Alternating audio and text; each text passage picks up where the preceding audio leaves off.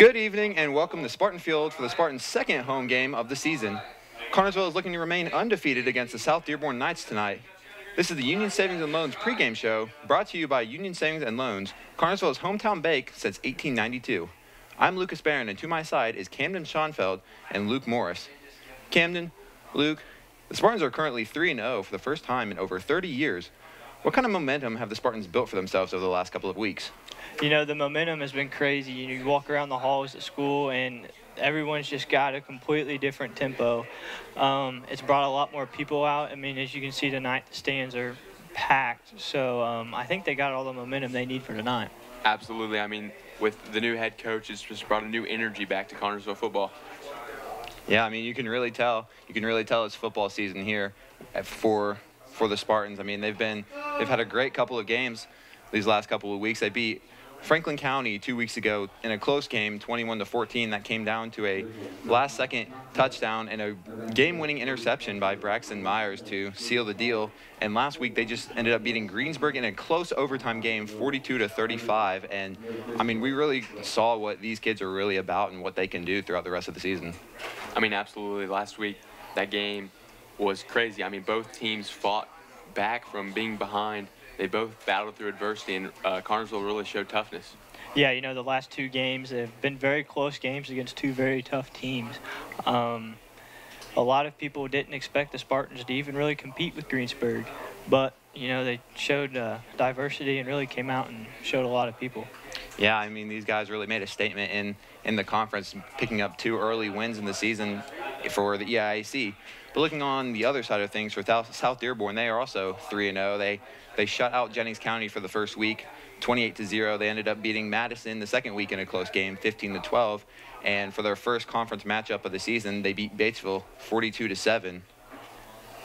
Yeah, you know, you look at the Batesville game, and that's a big score. Now, for anybody, and even the Jennings County game, 28-0, you just wonder how they're going to come out tonight and what their, mindset is coming in and playing the Spartans. Yeah, you expect their defense to be tough. The Spartans are really going to have to play well on the offensive side. I mean, they have hardly allowed any points all year, and their offense is playing well, too. They're scoring a lot of points. Yeah, I think this game is going to be a real deciding factor for the rest of the EIAC and just to get a shot to win at conference this year. Yeah, you know, you look, these are two teams that are at the top of the conference right now. They're both 3-0, both with 2 conference wins. Both with 2 conference wins. So, you know, the Jennings County or South Dearborn is coming in hot, and so is Connersville.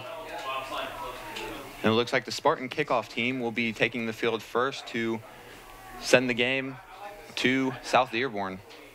Yeah, I want to see the Spartan defense come out real tough right here. I mean, this is the drive that's going to set the tone, so you want the defense to be tough and not allow many yards on this first drive.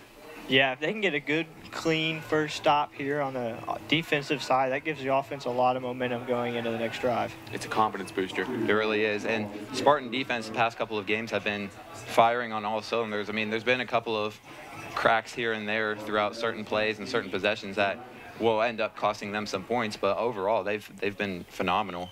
Yeah, if they clean up the mistakes tonight, it's going to be a very good game. A couple missed blown coverages last week, but besides that, they played well. And here we go. Nolan Shaw prepares to take the kick, and we are off. And that will be a touchback for South Dearborn, and the Spartan defense will take the field to start this game. This defense has been able to flow very well the last few weeks and get to the ball quickly and bring the ball carrier down. Yeah, you know, they got to minimize mistakes here. South Dearborn's put up a lot of points this year against some good teams. So if they can stop them on this first drive, I think that's going to be very important to them. Yeah, in the last 2 weeks, they played against some really talented quarterbacks, and they've done a great job of ball pressure and forcing the quarterback to get the ball out of his hands. So here we go. First snap of the game. He takes a snap, drops back. Ball is passed. And it looks like it will be incomplete.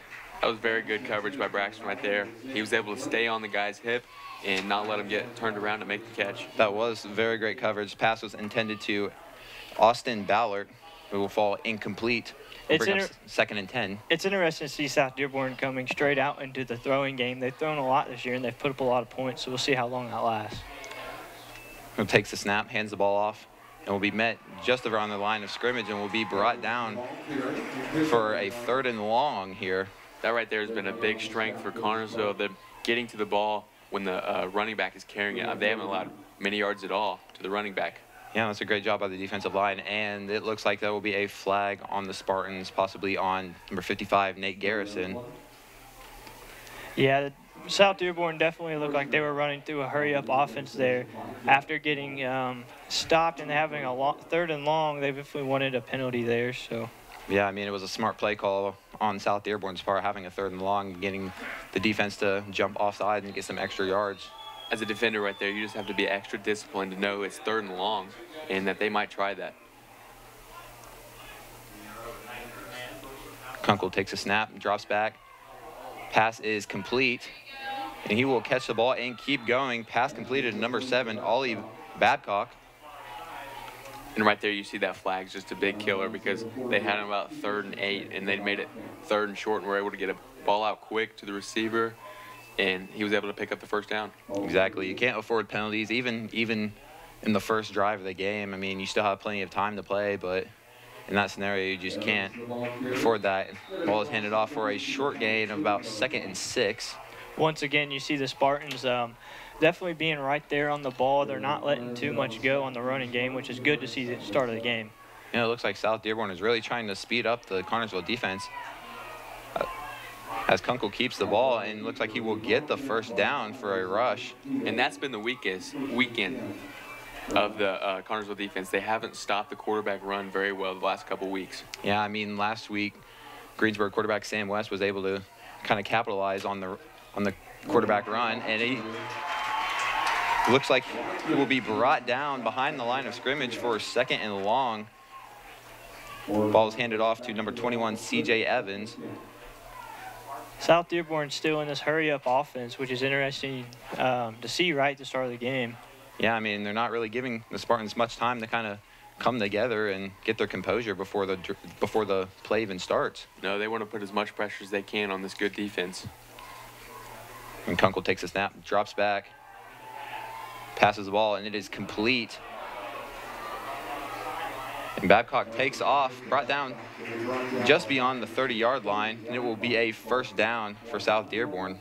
Yeah, that's 3 very quick 1st downs here for South Dearborn. That's exactly how they wanted to start this game. Yeah, just a blown coverage right there. Nobody on that side of the field, and he was able to get the ball out quickly to him and pick up a big chunk of yards. Yeah, it was a great route run there by Babcock. Takes a snap, is brought down just around the line of scrimmage. I think South Dearborn's really going to have to keep the ball in the air if they're going to move the ball. The Spartans have been so tough in the running game. We've seen the run game get stopped pretty well early on here, but they've had a lot of success there from the passing. A 2 and 9. Each time the Knights have tried to run the ball on the first play of the new drive or the new downs, they've just been stopped by the Spartans. As Kunkel takes a snap, drops back once again. There's a screen, and is brought down behind the line of scrimmage.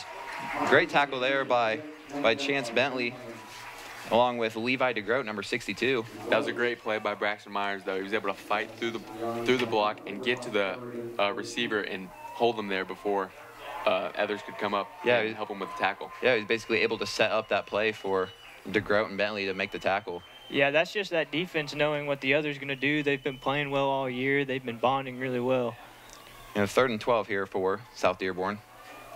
So Kunkel takes a snap, drops back once again, and is pressured and is nearly brought down but escapes, passes the ball up, and looks like it is intercepted by Braden Pearson. Braden Pearson with the early interception to save the defense.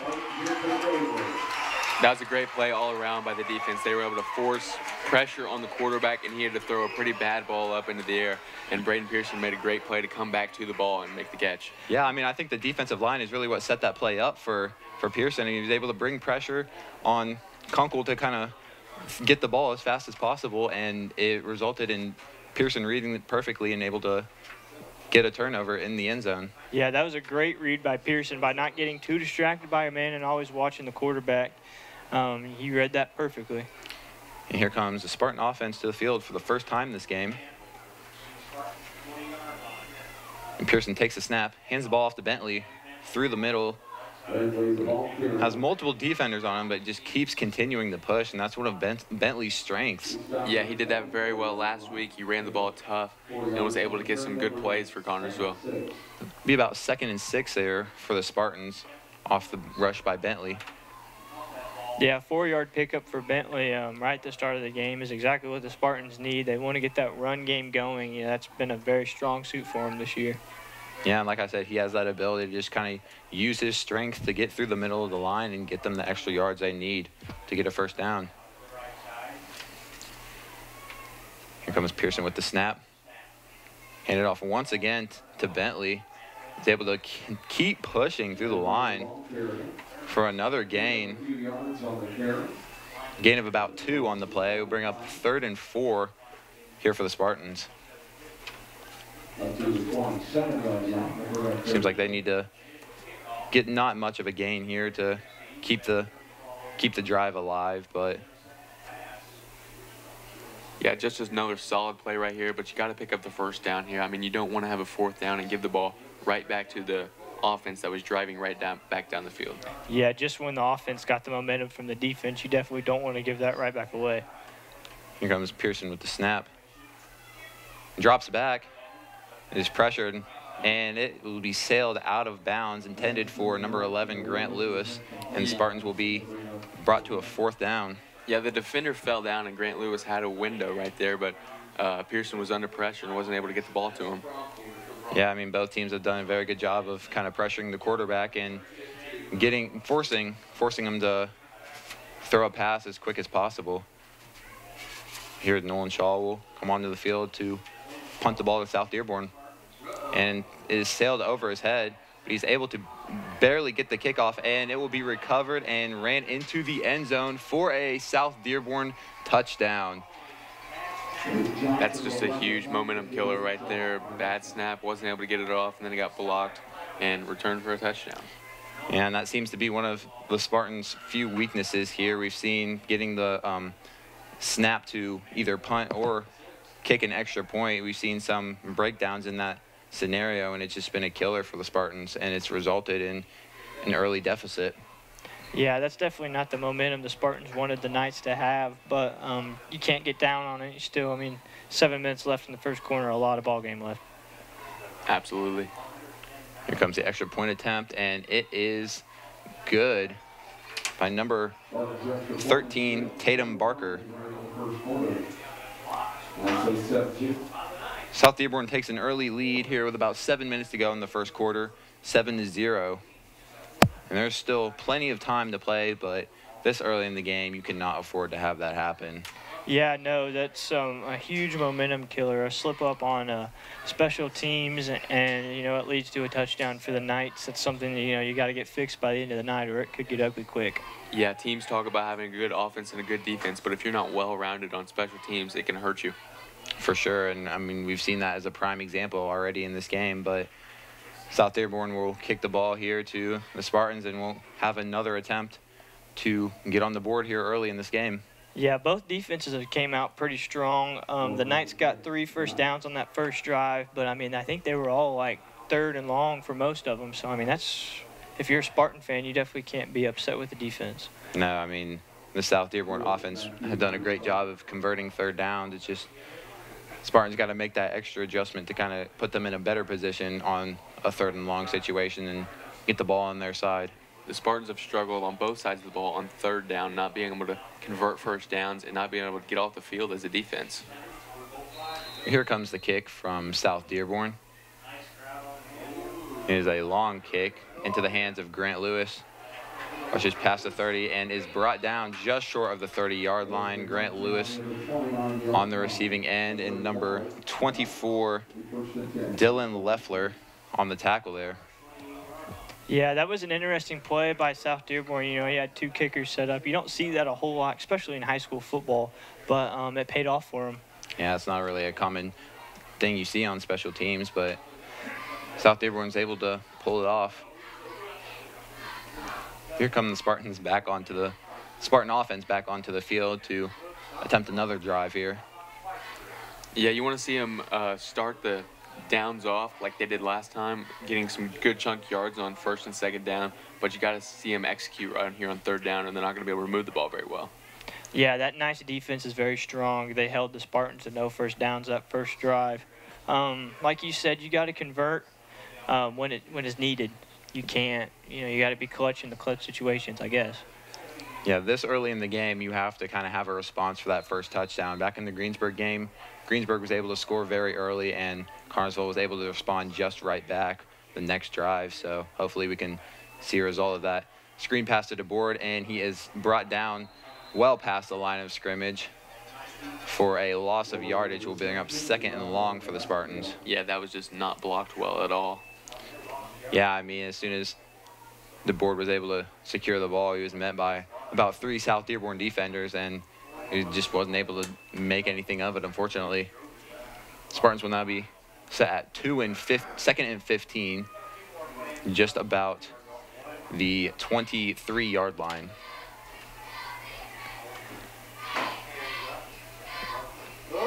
And South Dearborn will be drawn offsides. Great play call by the Spartans, and there will be a flag on the play. And that'll help them going back on that first down. This will get them closer to the original line of scrimmage, so it'll be about 2nd and 11. Yeah, I mean, it was a great recovery after that big loss they had on the first down, but now they're faced, like you said, about 2nd and 11, and they kind of are in a much more comfortable position here. Yeah, that may have been exactly what they needed to get this drive going. Here Pearson drops back for the snap. Is pressured and keeps going. Keeps the ball and goes down the sideline, breaking tackles. And is brought down just around the 47-yard line. It looks like there will be a flag on the play. But a great hit there by Braxton Myers to set up some extra yards for Pearson. Yeah, I mean, that was a great read by Braxton Myers. You know exactly where to be, but that was a big hit.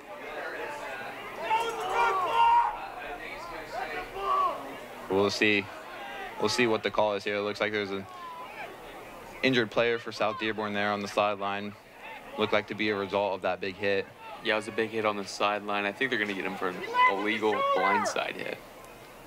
Yeah, it's unfortunate. I mean, he had a great look to try to get Pearson a little more open in that situation, but I mean, the referees see something different depending on their angle. So I think they could have possibly made the right call here, but it will unfortunately defect the Spartans here.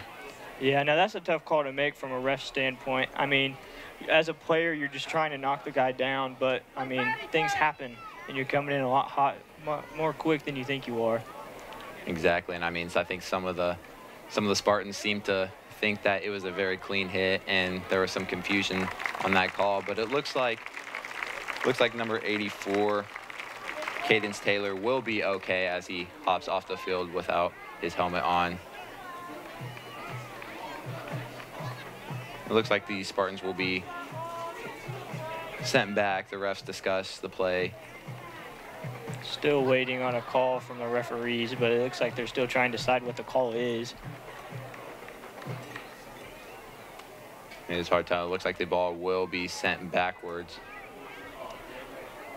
Looks like it will be around the 24-yard line, back to where they started. So after a big play, not much to make of it.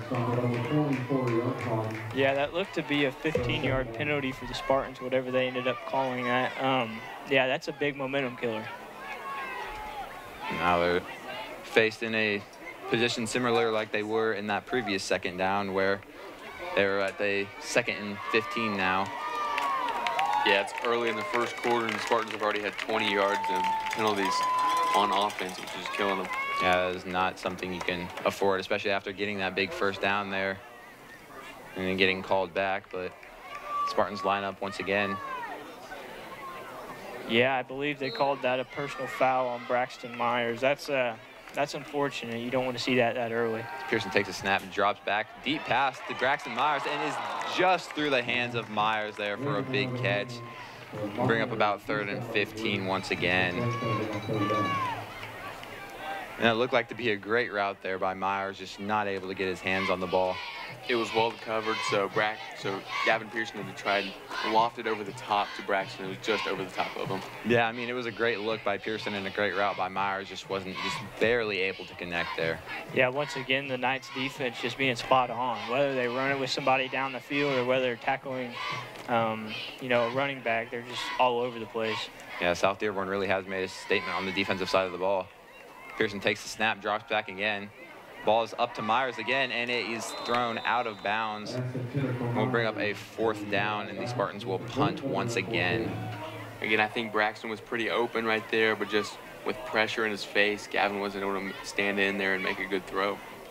Yeah, I mean, the coverage from South Dearborn has been phenomenal early in this game. And I mean, we'll see if they can keep that up or if the Spartans can start adjusting and translating onto the field. Looks like there'll be flags thrown possibly on South Dearborn.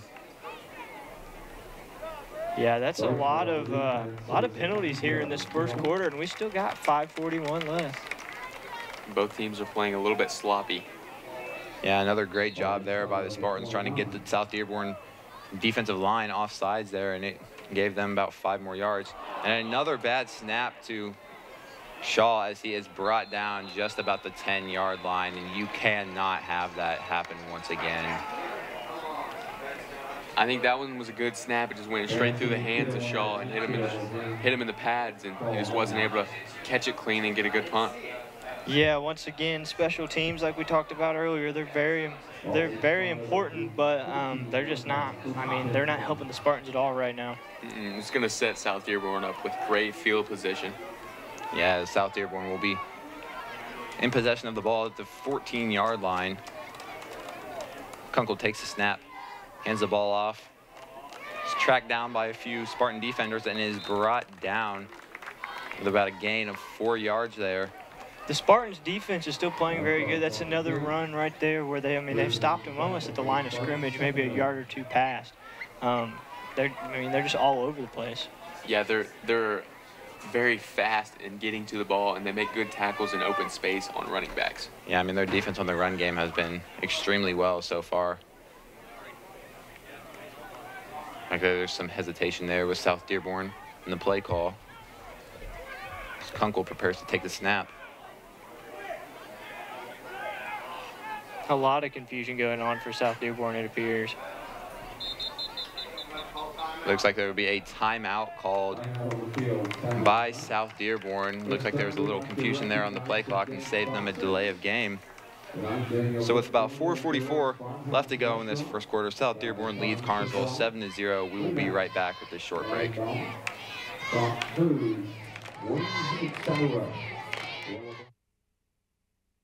Union Savings and Loan is an old-school community bank founded in Connersville in 1892 and still locally owned and operated today. Union Savings and Loan offers hometown service with great rates on CDs and deposit accounts and local loan approvals when you need financing. They also have a trust department. And with 2 locations in town, downtown at 730 Central Avenue and uptown at 500 West 30th Street, Union Savings and Loan is truly Connersville's hometown bank. Union Savings and Loan, people you know, neighbors you trust. And we are back here with just under 5 minutes left in this first quarter. South Dearborn leads 7-0 in a great game played so far. Both defenses playing really well. South Dearborn was able to be on the board first here. As Kunkel prepares to take the snap, Kunkel drops back, scrambles a little bit, and is met, and his ball is thrown away. Looked like it was almost intentional grounding there, but great play there. Looked like it was Drayden Perez and Elijah Murray there. Yeah, they both got to the quarterback about the same time. They fought off their blocks well and were able to put pressure on him and not allow him to get the ball off. Yeah, if you're a Spartan fan, you definitely wanted to see that called intentional grounding, but I mean, that's a tough call to make. Yeah, it almost looked like it was, but like we said, the refs have much better view than we do up here. The ball is caught there, and he's brought down just short of the goal line by Carter DeBoard. Great catch there by number 87, Braden Faust. That was a flag in the backfield late.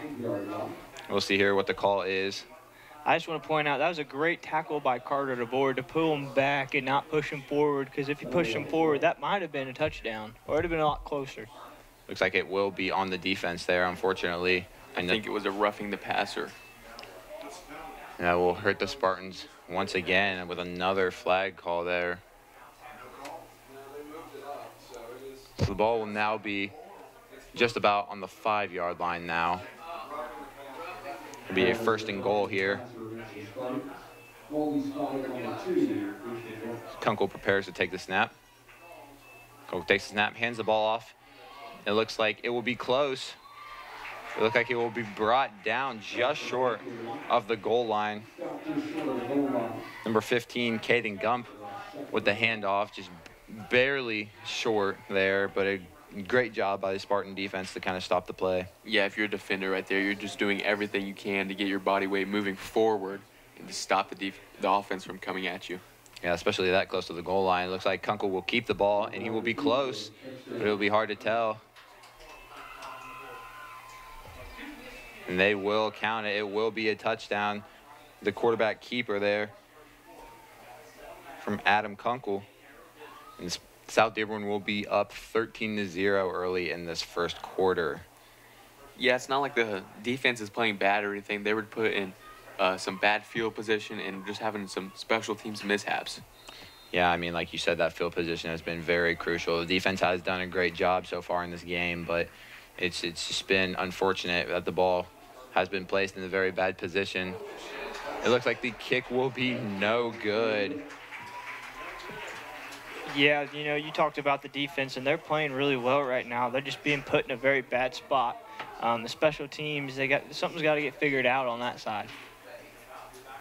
Yeah, I think there's going to have to be some adjustments made on the sideline for the Spartan offense to kind of get something going here. They haven't had much opportunity besides one play that got called back, unfortunately. So hopefully we can get a good drive here out of the Spartans and get on the board here before this 1st quarter ends. Yeah, they've moved the ball a little bit in the running game, not a whole lot, and they've had a couple guys open when they've been passing, but with no time for Gavin to throw, there's been a lot of pressure on him when he has been able to have a guy that's open.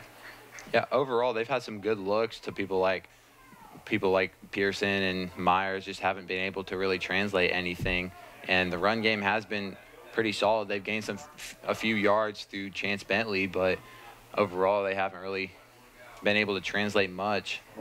Yeah, they definitely got to get on the field here and get a good drive going before this quarter ends. I mean, the momentum's a huge thing right now. Yeah, and it's leaning towards South Dearborn's way for sure. And here comes the kick, and it will be a short onside kick, and will be picked up just around the 50 there by number 72, Aaron Kidd. And the Spartans will have the ball in a much better position than they have all game at about the 50-yard line here. Yeah, you've seen South Dearborn come out with both their kickers again, and both of them set up. I'm not really sure what that's supposed to do, but, I mean, it's definitely throwing the Spartans off a little bit.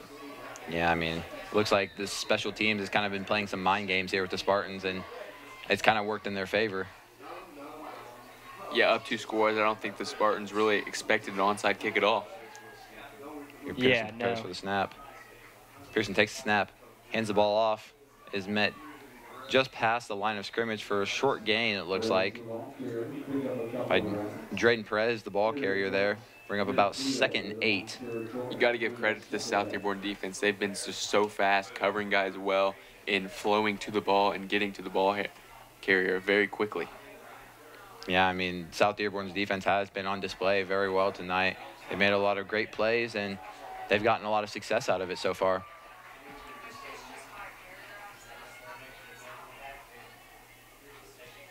Here's Pearson, takes the snap, drops back, and is sacked behind the line of scrimmage there by number 8, Logan Thies. Great play there by him. I don't even think Pearson was really expecting it.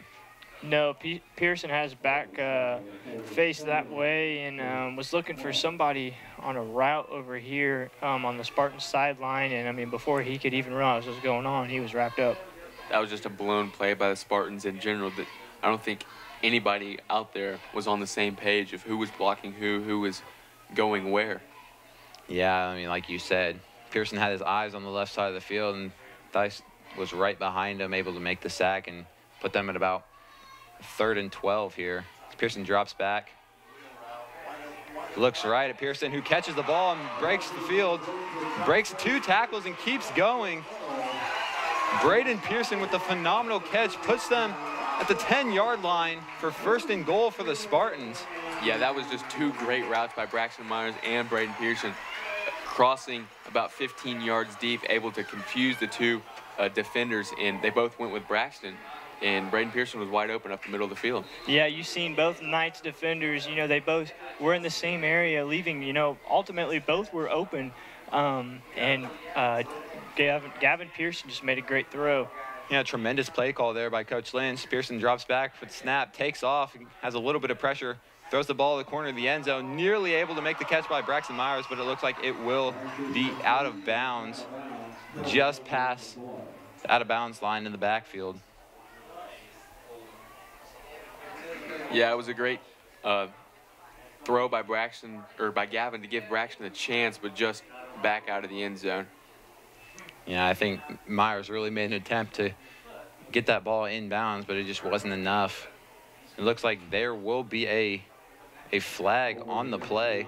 Looks like it'll be a holding on the Spartans, and they will be sent to a 2nd and 15. That's a combined, what is that, 25 yards now. The Spartans have been hurt. The ball will be on the 21, so it will be 2nd and goal still, but the ball is on the 21-yard line. Pearson keeps the ball, brought down just short of about the 15-yard line. Be 3rd and goal here. Yeah, they're just trying to pick up some of the lost yards they had there with the design quarterback run, and to try and get back to the original line of scrimmage. Yeah, and back to that last play, I mean, the flags have been crucial to the Spartans so far. They've gotten a lot of big plays that have been called back by flags, and you really can't afford that, especially when you're trying to kind of make a comeback early in the game. Pearson drops back from the snap. Ball intended for Braden Pearson falls incomplete, and it will be a 4th down. Yeah, the same play they ran to get the big play down the middle of the field, but South Dearborn covered it well this time. Yeah, they did cover it well that time. You know, it was like a man. Everybody had a man, and well, Spartans of 3 and 17. That's not where they want to be. Yeah, excuse me. I said it was a 4th down. It's actually 3rd down here at about 17-yard line. Pearson drops back for the snap. Finds. It looks like it is nearly caught there. But I think Braxton Myers just falls just incomplete. It was a great look, but not able to fall complete there. Yeah, Gavin just was able to throw him a contested catch ball, and normally Braxton can come away with those, but it was well defended and knocked right out of his hands. Yeah, it looks like the Spartans are going to go for it here on 4th down, which, I mean, they almost have to. Something's got to change here. Yeah, Luke, like you said, that was very well defended. Myers does a great job of being able to come up with those catches, but just wasn't able to. Pearson drops back for the same look, just over the head of Myers once again, and the 4th down will be no good, and the South Dearborn Knights will take over on downs here in their own territory. And it was very well covered again. I mean, these defenders are all over Braxton tonight. Yeah, I mean, they read the scouting report. Braxton's had a big past couple of games here, and he hasn't really been able to get much here in this game. He had multiple targets, just hasn't been able to come up with anything yet. Yeah, that's the Knights doing their homework. I mean, they're a great defense, but, I mean, it seems like they're doing their homework too, which is exactly what they want. Yeah, this defense has really been firing on all cylinders here tonight. As Kunkel prepares to take the snap here. Kunkel drops back. There's a flag on the field. There's a flag thrown, and the ball is incomplete. Covered there by Braden Pearson. But there is a flag, and it looked like it might be on the Spartans once again.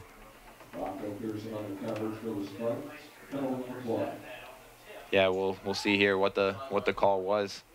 Looks like it will be on the Spartan defense here. And then these flags have just been killing the Spartans all night so far. It was a sideline warning, so the first one's going to be just a warning, and there's not going to be any yards. And we fall just under a minute here in this first quarter. Yeah, sideline warning is the sideline's not happy with something, someone messed up somewhere, and they're just getting a little fired up. That's the third one in 4 games the Spartans have had. That's interesting. Here Kunkel takes a snap, pitches the ball, number 21, brought down into the sideline there. Looks like number 21, C.J. Evans, on the carry, able to gain a few yards there, but it will still be a 3rd and 9 for the Knights. Yeah, once again, the Spartans are holding them to a 3rd and long situation. Let's see if the Spartans can hold them. It's weird. This right here is a situation that the Spartans have struggled in the last 2 or 3 weeks. I mean, not being able to get off the field as a defense on 3rd down. And we'll see. Kunkel drops back at 3rd and 10, rolls out to his right, passes the ball, and it is complete. Will be tackled out of bounds there. Looks like number 22, Braden Likens, there on the coverage. We'll see here. It's very close. It looks like it will be a 1st down for the South Dearborn Knights. Spartans not able to end the play there. Kunkel drops back once again. Rolls out. It looks like it'll be intercepted again by Braden Pearson. He takes off. It is met just short of the 10-yard line. Another interception for Braden Pearson tonight. That was just a poor decision by the quarterback. He didn't see that Braden had jumped the route, and Braden read him all the way. Yeah, I mean, Braden was in a perfect position there. He read the play perfectly and was able to get a good result out of it, giving the Spartans great field territory here for a 1st and 10 at just around the 13-yard line. Yeah, it almost looked like Kunkel was under pressure there and had to make a decision on the fly, and Braden Pearson just found himself right in the open once again. South Dearborn was moving a little too quick for their own good right there. Yep. Pearson has had a great 1st quarter here, already having big catches and 2 big interceptions for the Spartans. Yeah, now it's time for the Spartans to capitalize on these interceptions. If they could do that before this quarter ends, I think the momentum shifts. There goes Pearson. Take the snap. Pearson hands the ball off to Myers, runs through the middle, able to gain a few yards. There's a little confusion there. South Dearborn ended up with the ball, and it looks like it will be called back. Not exactly sure what happened there, but it will still be Spartan's ball. That'll probably take us to the quarter. The Spartans don't have to run another play, and they're going to take it to the next quarter and try to come up with a play. Yeah, the clock will wind down here. Braxton Myers with a solid rush there, able to kind of show his skills as a receiver and his skills as a running back. And he's really had a great season so far here in these first couple of games. And that will end up concluding the 1st quarter. South Dearborn leads Connersville 13-0, and we will be back in a minute. Reed Health Sports Medicine provides an athletic trainer to the Connersville Spartans through the support of Reed Foundation. Athletic trainers normally are present at most practices and sporting events. They can respond to an injury within seconds, determine the immediate needs of the athlete, and either begin treatment or initiate emergency management within the first few minutes. If your athlete suffers a sports injury, Reed Health's Athletic Training Clinic can provide injury treatment sessions using multiple modalities, rehab protocols, and treatment techniques to ensure your athlete doesn't miss a day without progressing forward. Learn more at reedhealth.com. Urban Winkler Funeral Home in Connersville and Liberty is a family-owned funeral home. Urban Winkler Funeral Home considers it an honor to be selected to care for a family member at the time of a passing. The friendly staff at Urban Winkler Funeral Home pledges to care for all your family needs to the best of their ability. 2 locations to serve you: in Connersville at 513 West 8th Street and in Liberty at 310 North Main Street.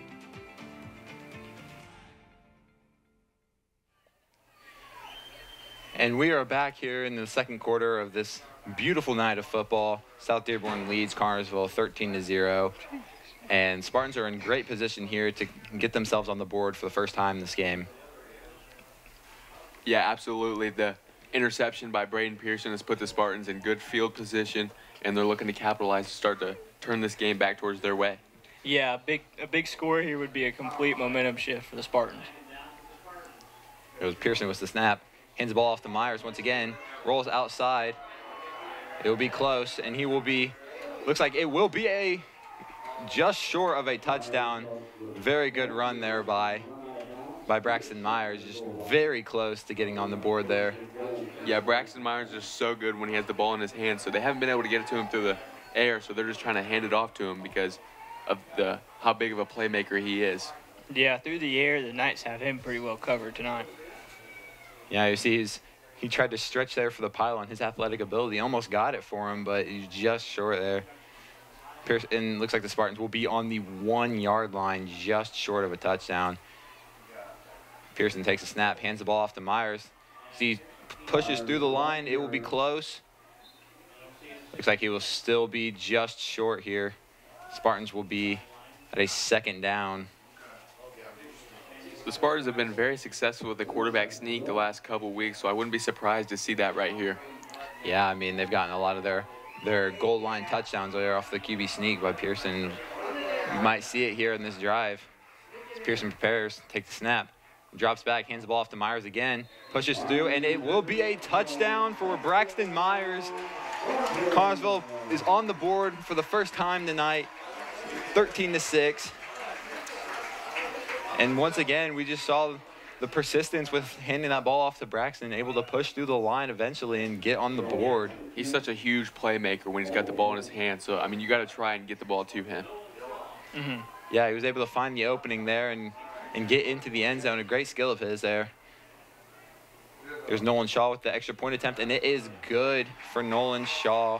7 points on the board for Connersville here early in this 2nd quarter. And I mean, that interception from Pearson was really, it seemed like a momentum changer there. It looked like South Dearborn had all the momentum in the world, but one play there from Pearson able to get multiple yards off of the interception and put them in a phenomenal position to start the 2nd quarter. Absolutely. The fans are back in the game. The cheerleaders are back in the game. And the team's back in the game now. Oh, yeah, for sure. I'm sure that sideline is really getting into it now. They've brought this game within a single score here as like I said earlier in the game, South Dearborn missed their extra point attempt, so they are within a touchdown of this game. Yeah, a single stop here on the defensive side, which the defense have been playing great so far tonight. They've been put in tough situations, but a single stop here, I mean, that'll change everything.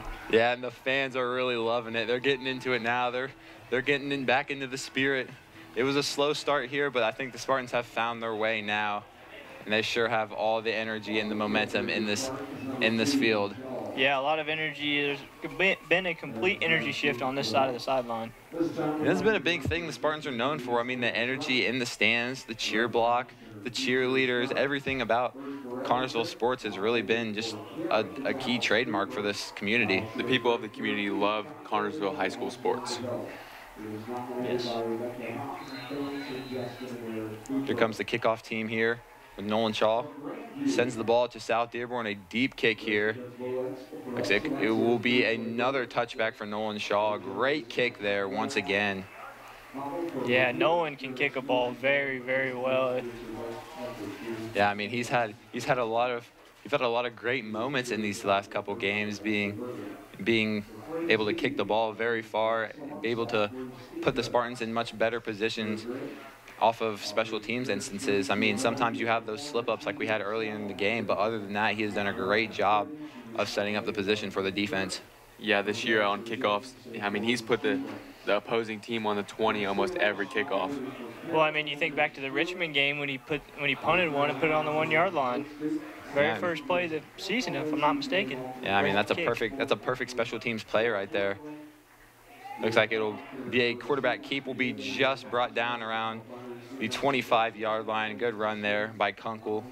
We'll bring up about 2nd and 5. Yeah, the Spartans really got to figure out how they can stop the quarterback run. I mean, the last 2 weeks now, they haven't stopped it very well, and that's got to change. Yeah, it was a real killer the last couple games with really talented quarterbacks. And the pass is completed there and will be brought down on the sideline by number 52, Gavin Frank. A great catch there by Austin Ballard. Will set up a first down for South Dearborn. He ran a great route against Braden Pearson and fooled him a little bit. It will be brought down just short of the 50-yard line. Number 2, Hudson Shackelford. Yeah, South Dearborn Knights are moving very quick up the field here, trying to speed up the pace just like they did in the first drive of the game. And Gavin Pearson was there for the tackle. He just slipped. Yep. Kunkel hands the ball off. Is met just around the line of scrimmage, or just past the line of scrimmage, excuse me. A solid game there by number 15, Caden Gump. Yeah, and with the Knights moving so fast, you wonder if they're almost going to move too fast for their own good like they did earlier. Their pace is insane right now. It's also putting a lot of pressure on the Spartan defense. It is. I mean, Spartans have much less time to situate themselves and get themselves in place before the play starts as compared to the last couple games where they've had a lot more time. But we'll see how this Knights offense continues to do this if they kind of slow down later into the game. Kunkel takes the snaps, hands the ball off.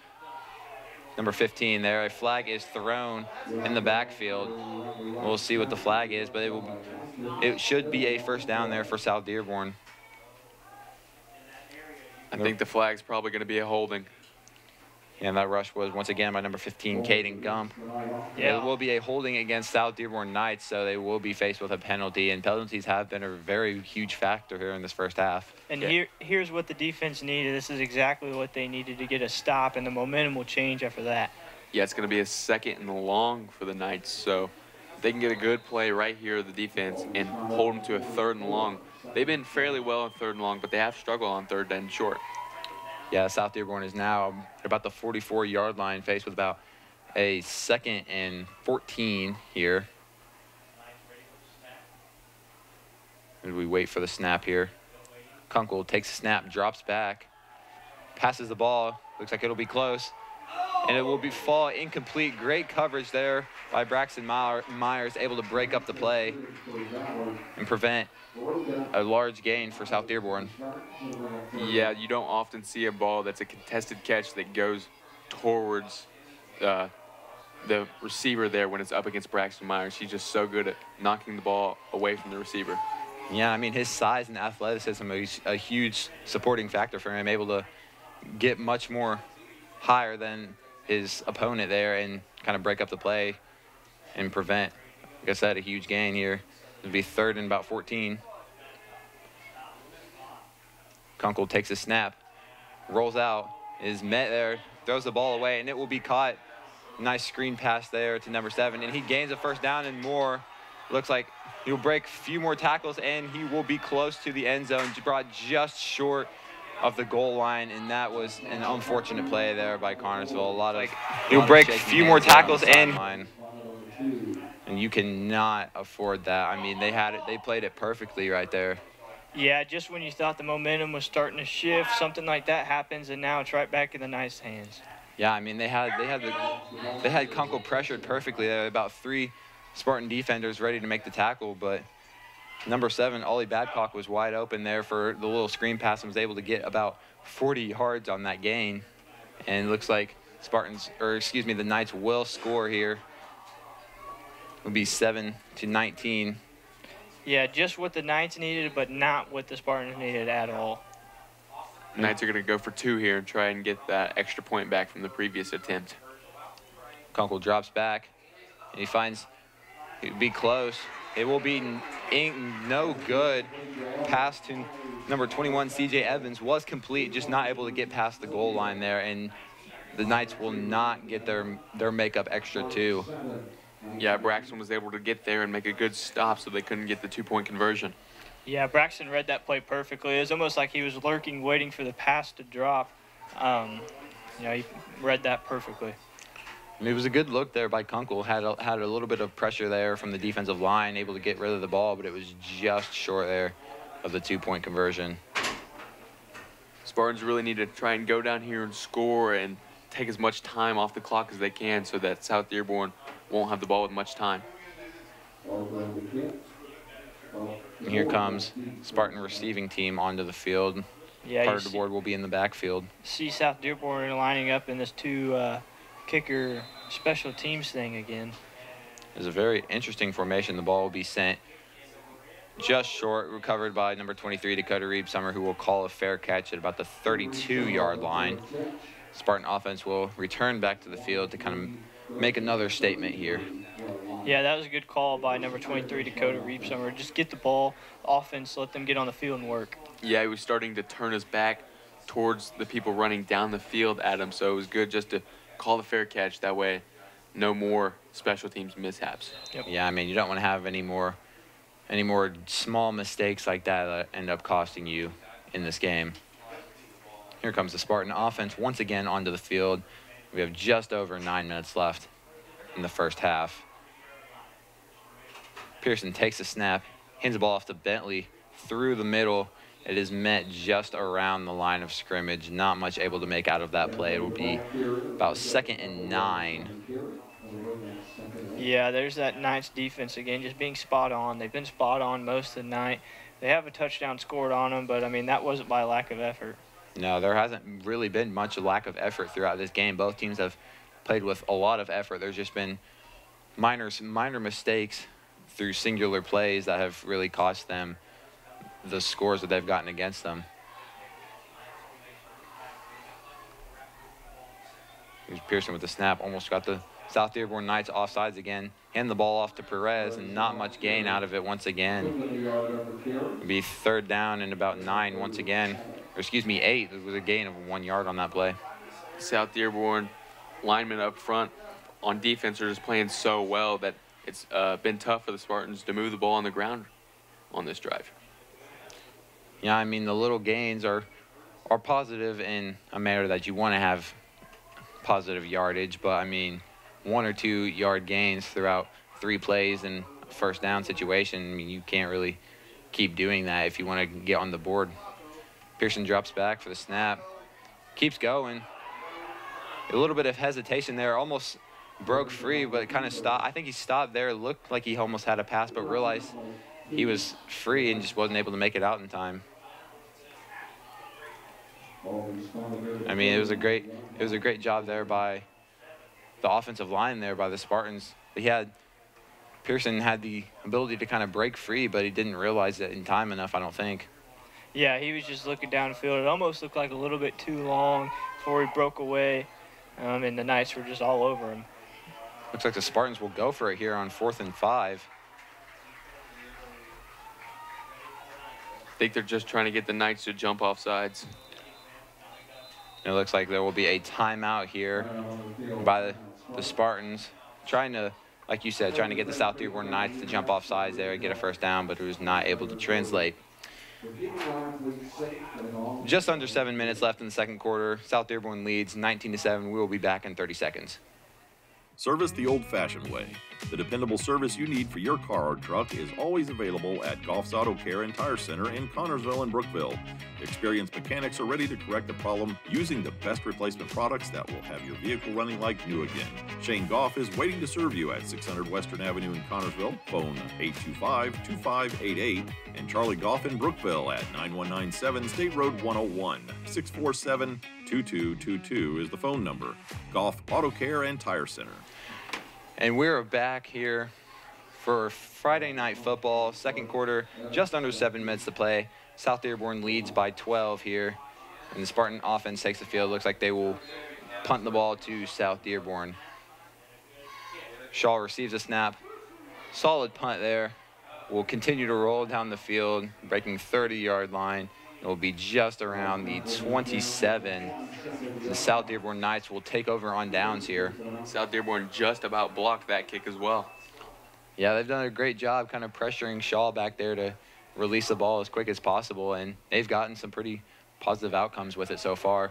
Yeah, it's almost like the special teams isn't all there tonight. They're all over the place. You know, some snaps are good and other snaps aren't, and it's not even all the snapper.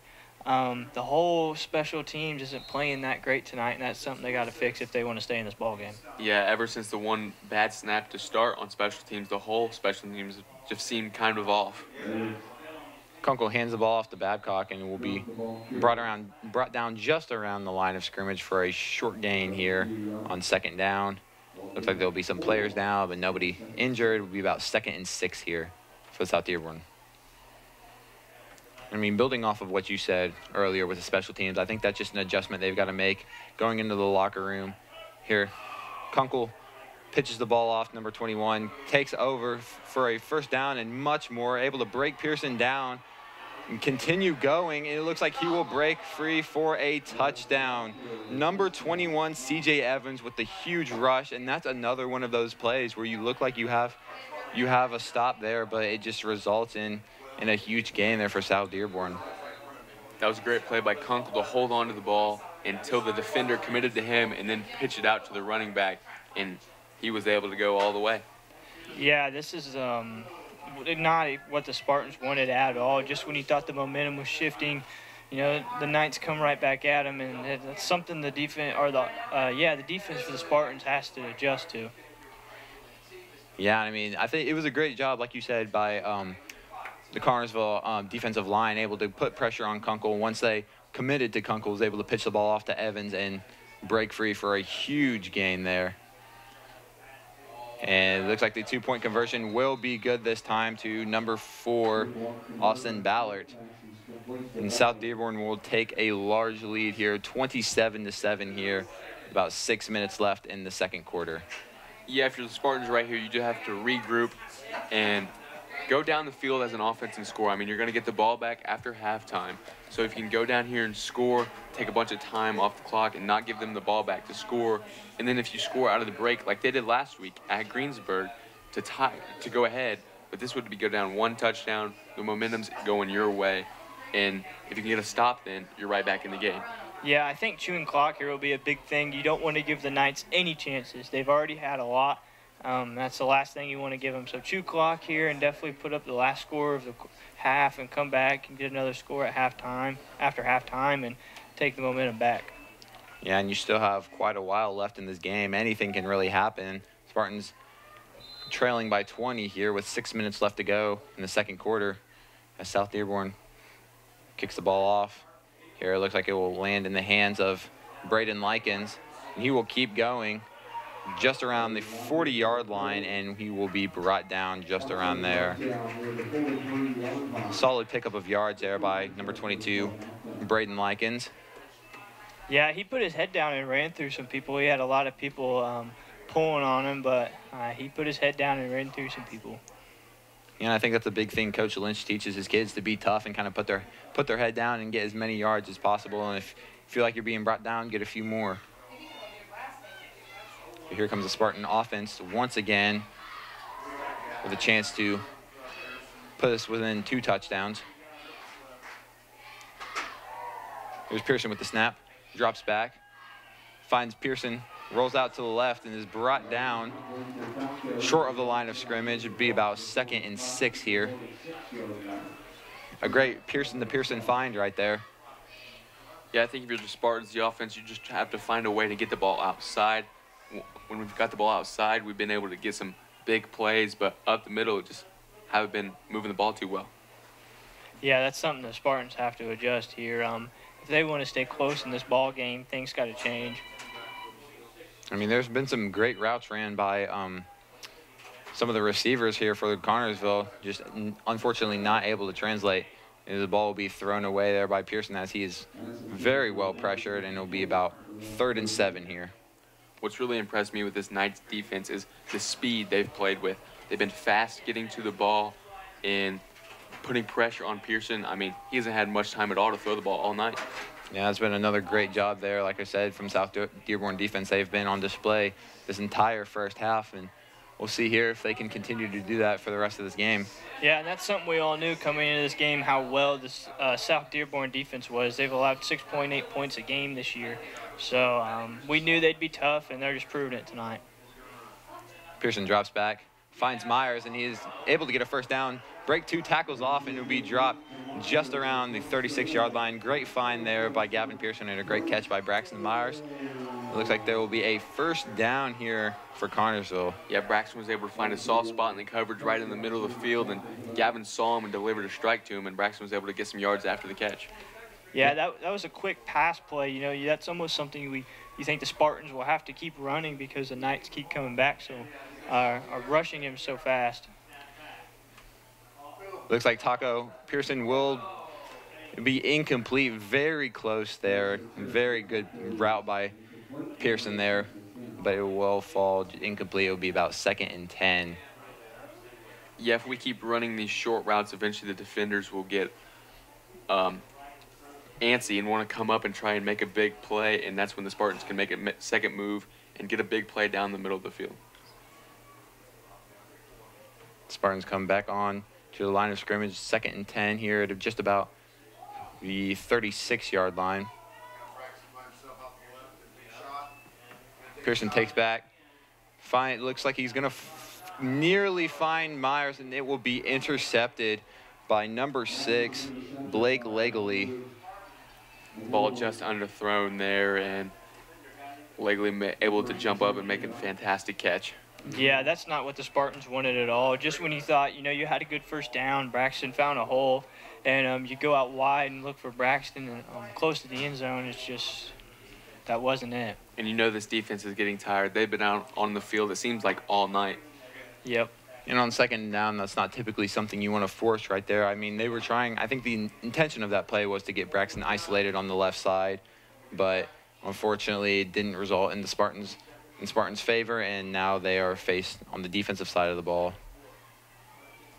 Yeah, this just brings up a whole new issue for the Spartans. The defense has played great tonight, but the offense has been able to force the issue. Kunkel hands the ball off. Is met just around the line of scrimmage. It'd be second down and long for the Knights here. Spartans are able to rally to the ball quickly and make a quick stop. Yeah, Spartan defense, once again, when it comes to the run plays, they're on it. They haven't had any big runs tonight.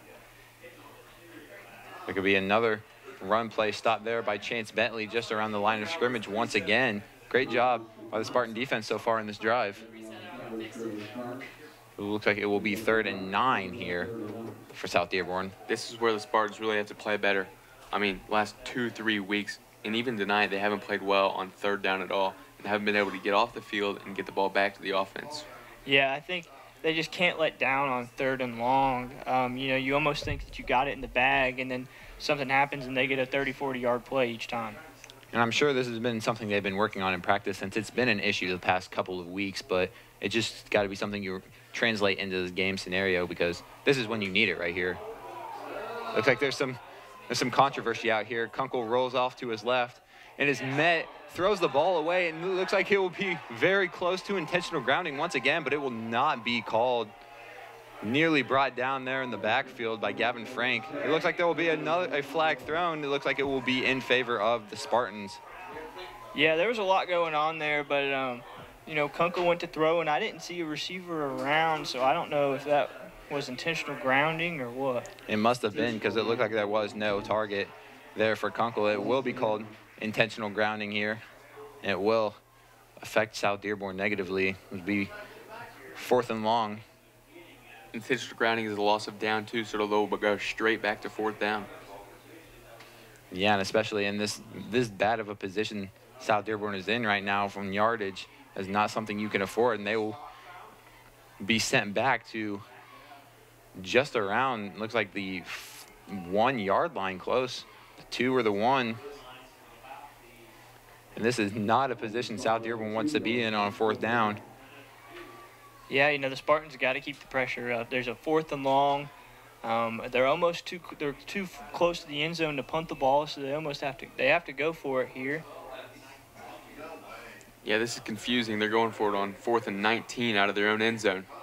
It is very not ideal here. We'll see here what South Dearborn decides to do here on 4th and 19 at the 1 yard line. And right here is the key example for the Spartan defense. You're in such a phenomenal position here. 1 yard line, 4th and 19. You cannot give anything up right here. No, the defense has to be stellar here and hold them to exactly where they're at. Looks like they're trying to figure out what some confusion is. Looks like there will be a timeout called. Not exactly sure what's happening at the moment, but there will be a timeout called. 3:35 left in the second quarter. South Dearborn leads 27-7. We will be back in 30 seconds.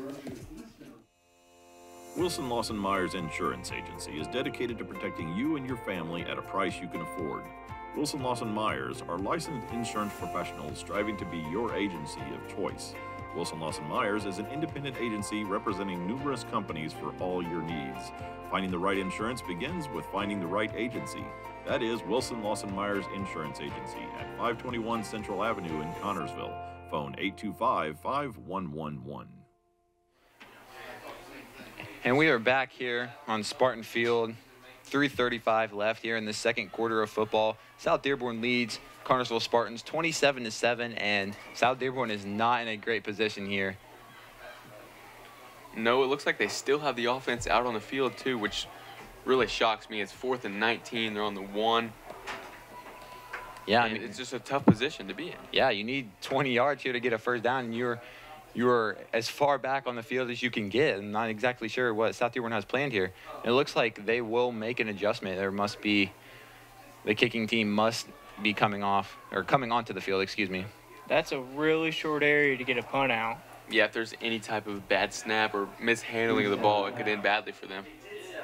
It looks like it will punt the ball to DeBoer. It'll be just around the 25-yard line. Spartans in a very good spot here on the field. Yeah, the momentum shifted there. You know, the Spartans now have the momentum and coming onto the offensive side.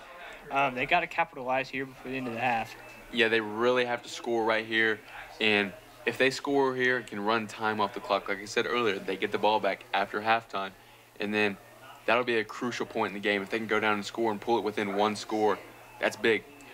Yeah, I think that would definitely be the ultimate momentum shifter here if they are able to score with this last 3.5 minutes left in the half and then get the ball back at the beginning of the second half. Pearson drops back, is met with some pressure, and looks like he'll nearly be brought down, and he looks like he'll break some tackles. There's a flag called, and he will be run out of bounds. Gavin Pearson with the quarterback keep, able to kind of, I'm not too sure how he survived all of that pressure. No, he's a very evasive quarterback. Yeah, there was a lot going on there, but he made some good swifty moves to get out of, the other guys. Yeah, but there is a flag on the play, so we will see what the call is here. Looks like it'll be a face mask on South Dearborn, so Spartans will get some yards here. Yeah, that's exactly, another thing going in the Spartans' favor. They got to capitalize here and score. Yeah, and now the flags are kind of affecting South Dearborn. As we saw earlier, it was kind of negatively affecting the Spartans. The Spartans now at about the 16-yard line in South Dearborn territory. Play will be stopped here by the referee. Get some confusion here. I think they're waiting on the chains to get set. Oh, okay. Yeah, that happened earlier, and South Dearborn took off before the chains were set, and there was all sorts of confusion. It did well for the Spartans, though, in a Braden Pearson interception. It did indeed. Yeah, South Dearborn has been rushing so fast on their offense. It hasn't given the chain gang enough time to adjust to their speed. We'll see. It looks like there's the chains are moving. Indeed, they are. It shouldn't. There is a long stoppage of play here as we get things figured out and what's going on here. It looks like the play will resume here. There'll be something in South Dearborn will jump off sides, and another flag for South Dearborn. There is chaos on the field right now. South Dearborn's not playing very disciplined right now. Yeah, that's back-to-back pretty big flags there for South Dearborn. I don't know if it's all the confusion and chaos going on the field, but something's definitely up for the Knights right now. Yeah. Every time the Connersville offense backs them down to almost the goal line, this defense, I think, feels the pressure and hasn't played the best. That's been a great observation. Pearson nearly fumbles a snap, but is able to keep the ball, get a few yards there. It'll be about second and 10, excuse me. There will be no gain on the play. There's been a couple high snaps tonight, and that one finally got away from him.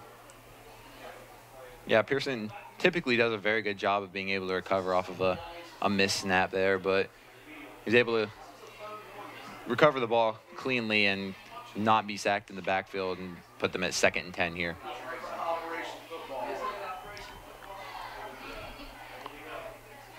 Pearson takes the snap, nearly jumps offsides once again.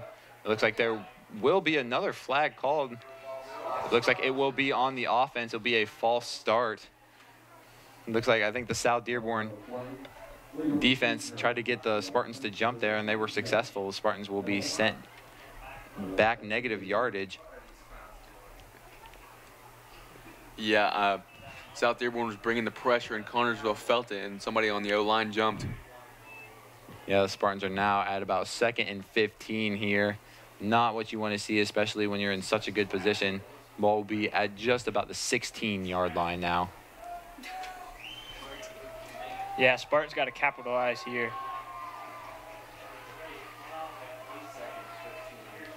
Pearson rolls to his left, throws the ball to DeBoard. It looks like it will be caught and complete just at about a 5-yard gain. Yeah, it's going to get back to just about the original line of scrimmage. Yeah, Spartans have struggled here. They're in the red zone now, and they're struggling to get the ball going. Yeah, it will be about a 3rd and 11 here for the Spartans. They need to translate something here quick. They don't want to give up on downs this far down the field.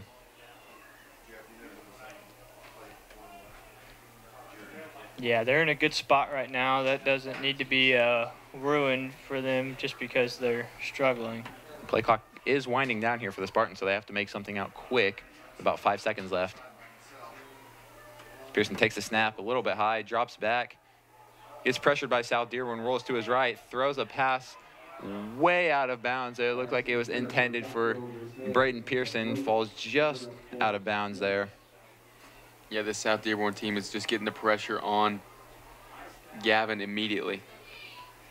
Yeah, that's the thing they've done all night, and they've picked it up here when they get when the Spartans are in the red zone and their backs are against the wall. So it's something they're definitely not going to let up on tonight. Looks like the Spartan offense will stay on the field. Looks like they will go for the 4th and 10 here.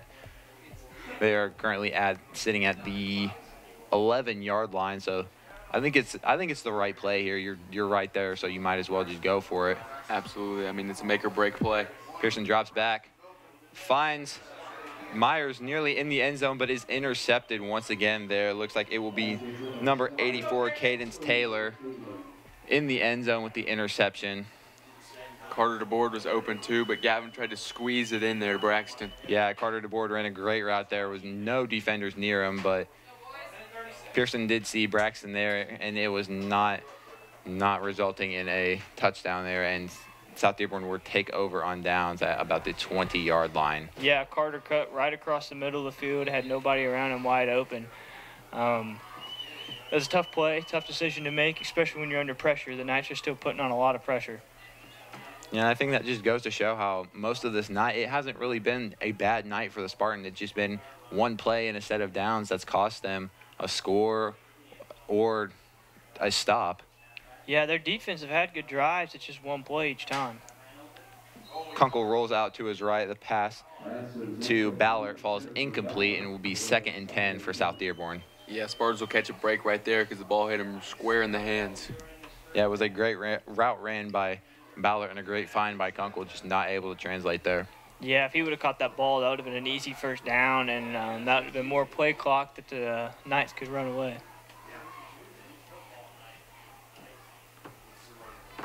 Here comes the snap to Kunkel.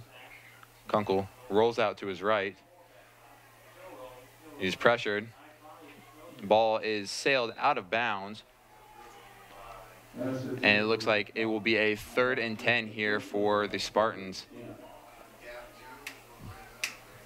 Yeah, once again, it looks like they're trying to find their targets there, but nothing is really coming out of it, as Spartans are now at the another end of a third and 10 defensive situation. Yeah, you know, we'll see if the Spartans capitalize on it here. They've struggled a little bit tonight on capitalizing on 3rd and longs defensive-wise, so we'll see what happens. But Kunkel prepares here for the snap on 3rd down. Kunkel takes a snap, drops back for another pass. There's pressure there by number 40, Drayden Perez. Kunkel takes off, nearly tackled there, and Kunkel will be ran out of bounds. Be short of the first down there, so it will be about 4th and 8, 4th and 7 here for South Dearborn. Yeah, Spartans held up real well there and played good defense. The corners and safeties did downfield, and that's exactly what the Knights were looking for, another long play down the field, and the Spartans held up well. Yeah, it's 4th and long, and the Spartans were able to force the Knights out of bounds, so that'll stop the clock as well and maybe give them a shot at another offensive drive. Yeah, it looks like they might have another chance here to score before the half concludes. But, I mean, Kunkel's decision-making has been very well. He's been able to looks like there will be a blocked snap, or excuse me, a blocked kick. The Spartans will recover it just around the 20-yard line. A great play there by the Spartan defense, able to block the punt. Yeah, that'll give the Spartans more great field position. They've got to capitalize with just over a minute here. Yeah, I believe that was Nate Garrison there on the block, and I mean, he read that play perfectly. The Knights were caught off guard by him.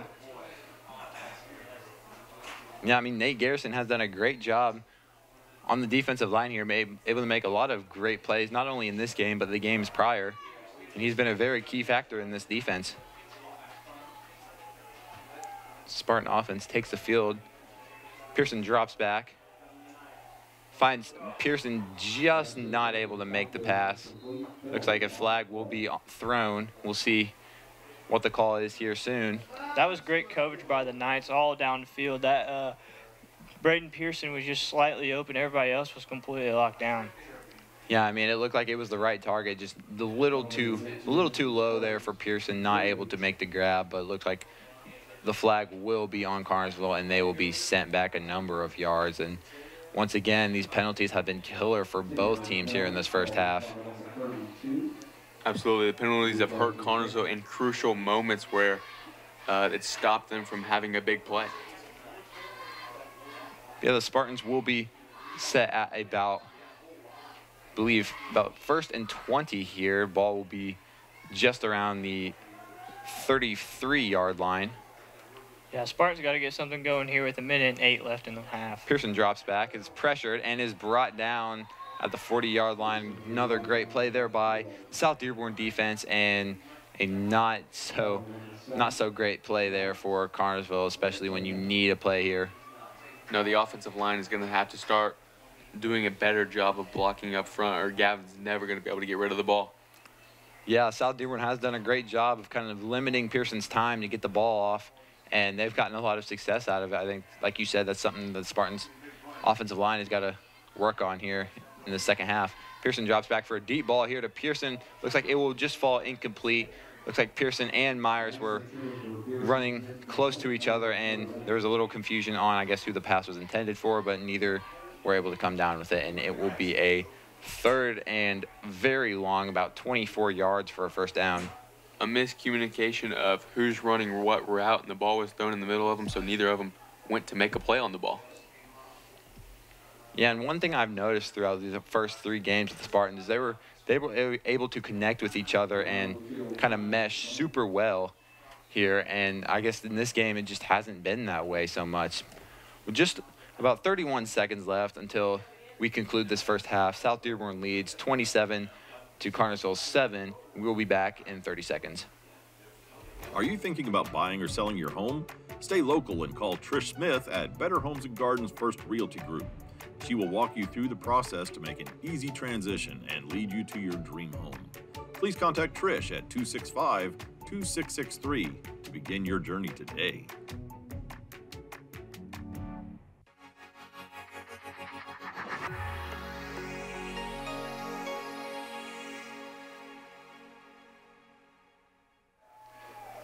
And we are back here just nearly at the end of this first half, 31 seconds to go in the second quarter. South Dearborn leads Carnersville 27-7, and there is not much time left on this clock, but the Spartans need a big play here to keep themselves in a fighting chance going into halftime. Yeah, it's 3rd and long. Spartans do have 1 timeout, so if they catch a ball in the middle of the field and aren't able to get out of bounds, they can stop the clock again.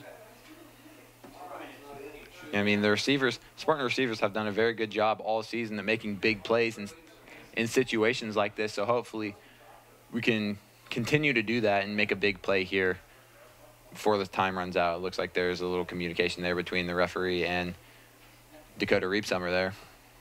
Yeah, the Spartans need something to happen here. We've said it multiple times. They got to score before the half. Pearson takes a snap, rolls off to his right, and is brought down for another sack, but there will be flags on the field. And there is something that needs to be fixed here with this offensive line for the Spartans. I don't think an offensive lineman hit a defensive lineman right there. They all came through and were immediately on top of Pearson. Yeah, he didn't even have a chance to react to what play was running, what routes people were running, or even, what was going on. It looks like it will be a holding on the offense here, and the Spartans will be set much further back than they would like. The ball is on the 49-yard line, and their first down marker is at about the 11-yard line. So a couple yards here for the Spartans to get their first down. It just hurts because you get the block punt and you get the ball to start on like the 21-yard line, and now you're all the way back on the 49. Yeah, it looks like there will be a timeout here from Connersville. And, I mean, in the situation they're in, there's not much you can do. And, I mean, with the offensive line giving up 2 sacks here in back-to-back plays and the ball being all the way back onto the 49-yard line, there's really not much that you can really get out of this play unless you get a big break right here on this 4th down. Yeah, I mean, this offensive line is just struggling up front. And, I mean, Pearson's had guys downfield that had a window of being open, but, I mean, he can't see them when the whole defensive line is right on top of him.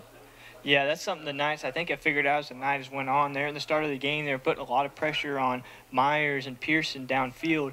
But as the game's gone on, you've seen more looks downfield wide open. But there's been 4 defenders on Pearson before he can react.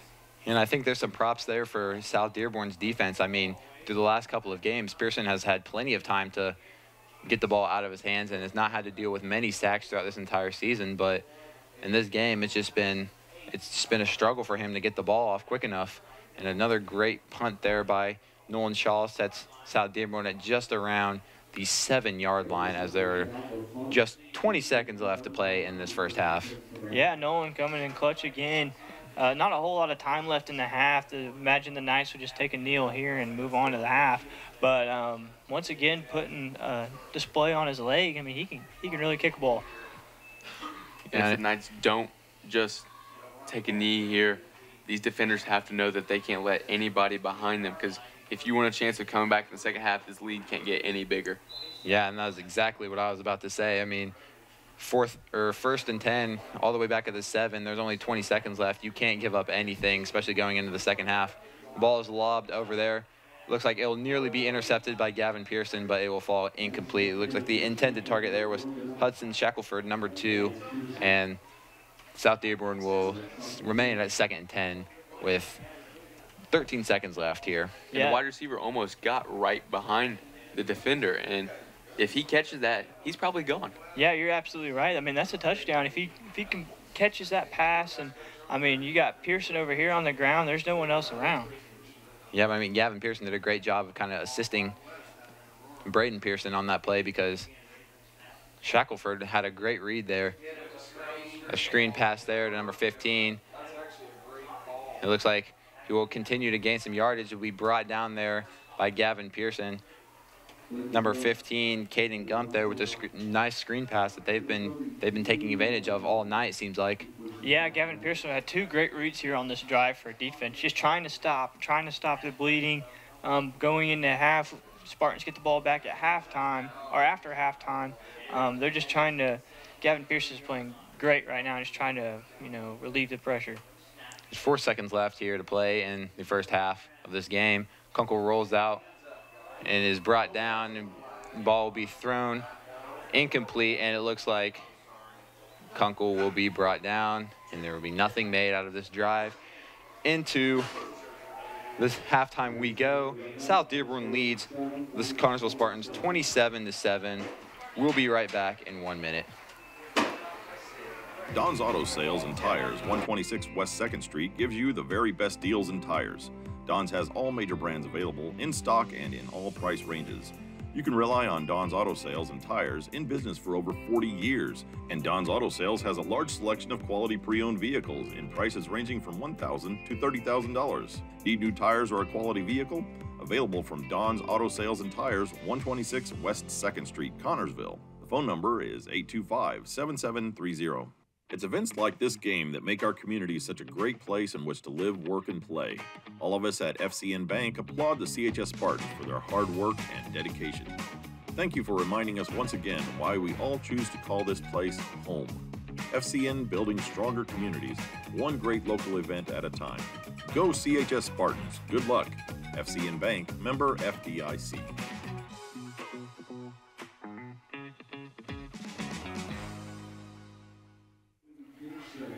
and we are back here onto Spartan Field. If you're just now joining us, we are at halftime of this great football game tonight. South Dearborn leads Connersville into the half, 27-7.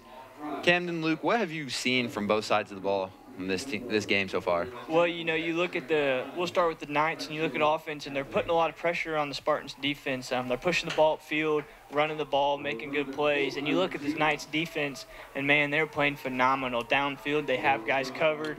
And, you know, up front, they're putting a lot of pressure on the QB. And you look at the Spartans, the offense has been a little shaky tonight. They've had their moments. And you look at the defense, and they've played well. It's just the special teams have put them in some bad spots. Yeah, the special teams is basically giving up 2 touchdowns, and that's what's really set the Knights ahead.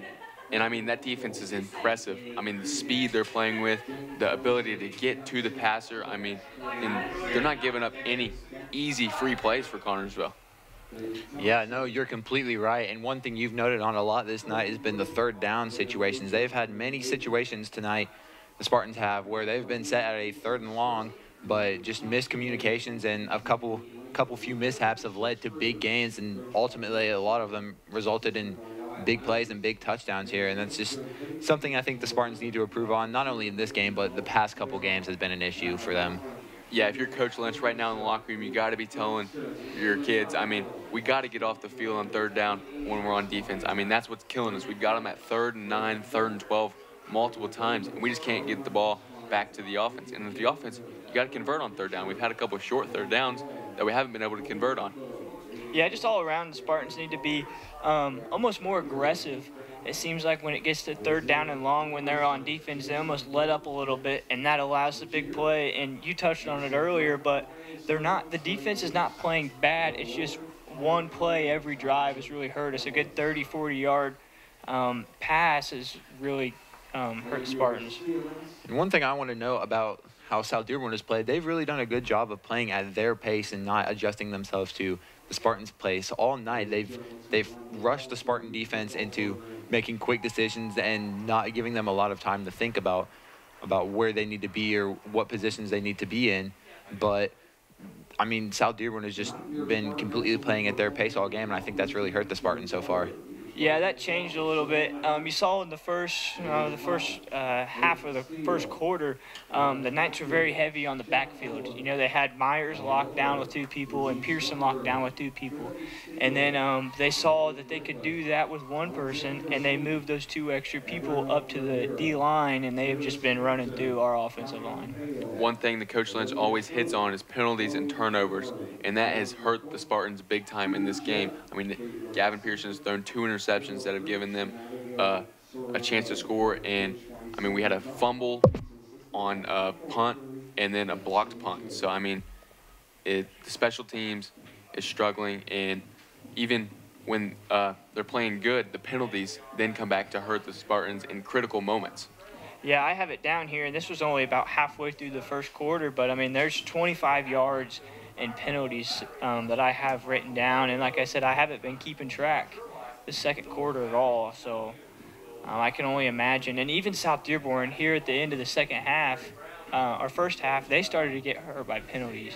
They started to get sloppy like the Spartans were in the first quarter. So it'll be interesting to see what happens when they come back out after halftime. Yeah, and like you said, there's been a lot of penalties here for the Spartans, but what makes it worse is those penalties have come on big plays. I mean, there's been lots of big catches here from the Spartans, a lot of big rushes that have been called back because of a holding penalty or something else that may have happened before or after the play. And it's really cost the Spartans. They've been put in great position, but they just weren't able to translate due to some of the penalties that were being called. Exactly, right there. They got a punt block. They started their drive on the 21-yard line and ended it on the 49. I mean, it was just brutal on the offensive line. They weren't able to stop defenders from coming through the line at all, and Gavin Pearson took 2 big hits. Yeah, I mean, you said, you know, defenders coming through the line and penalties, jumping off sides. I don't know if that wasn't the play when Braxton had that big hit on the kid over here that cost us quite a few yards. Yeah, penalties, and the offensive line's got to figure something out. Yeah, the offensive line. I mean, the past couple games, I think I talked about it earlier. The past couple games, the offensive line has been doing very well. Pearson has been sacked very little times throughout the last 3 games. I mean, this game he's gotten sacked multiple times on different drives. I mean, he hasn't had much time to get rid of the ball, and he's been pressured a lot of the times when he rolls out or when he drops back for a pass. And while that is on your offensive line, a lot of that is how well South Dearborn's defense has been playing.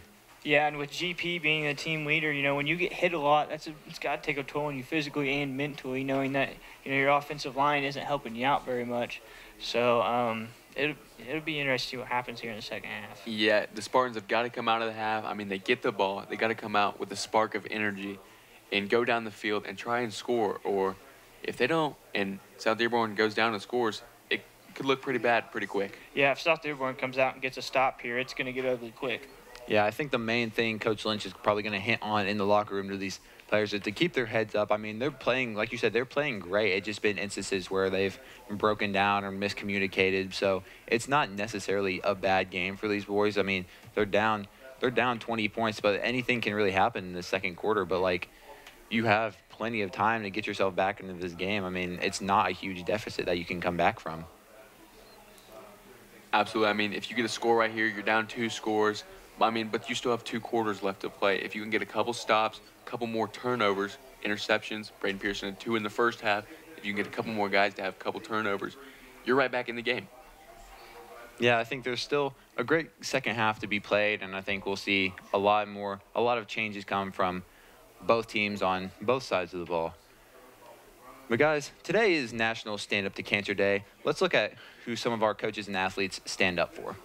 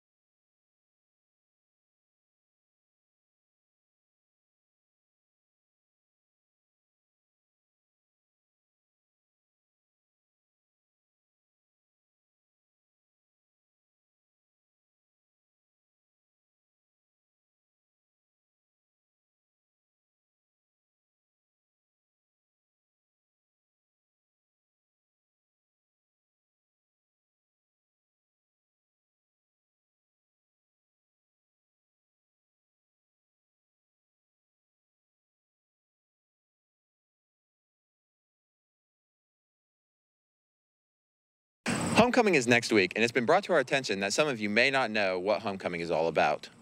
Homecoming is a time for celebration, a time to celebrate the start of a new school year and show our school spirit. At CHS, we have a few traditions. First, we have the homecoming court. There are a prince and princess for each class and 4 for each of the seniors. The school will vote for the senior king and queen, and they will be announced at halftime of the football game. Next, we have Spirit Week. To show our school spirit, students and staff dress up in the theme for each day.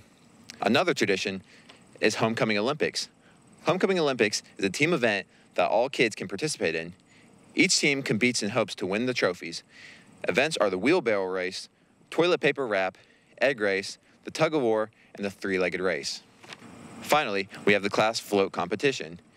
Each class decorates a float in the year's theme, and they ride along the track before the football game to show the crowd. So let's celebrate a great year and make this homecoming the best yet. Teacher of the Month is something we do here at CHS. It is something we do to honor the teachers that are displaying the richer principles and are effectively teaching and doing a good job here.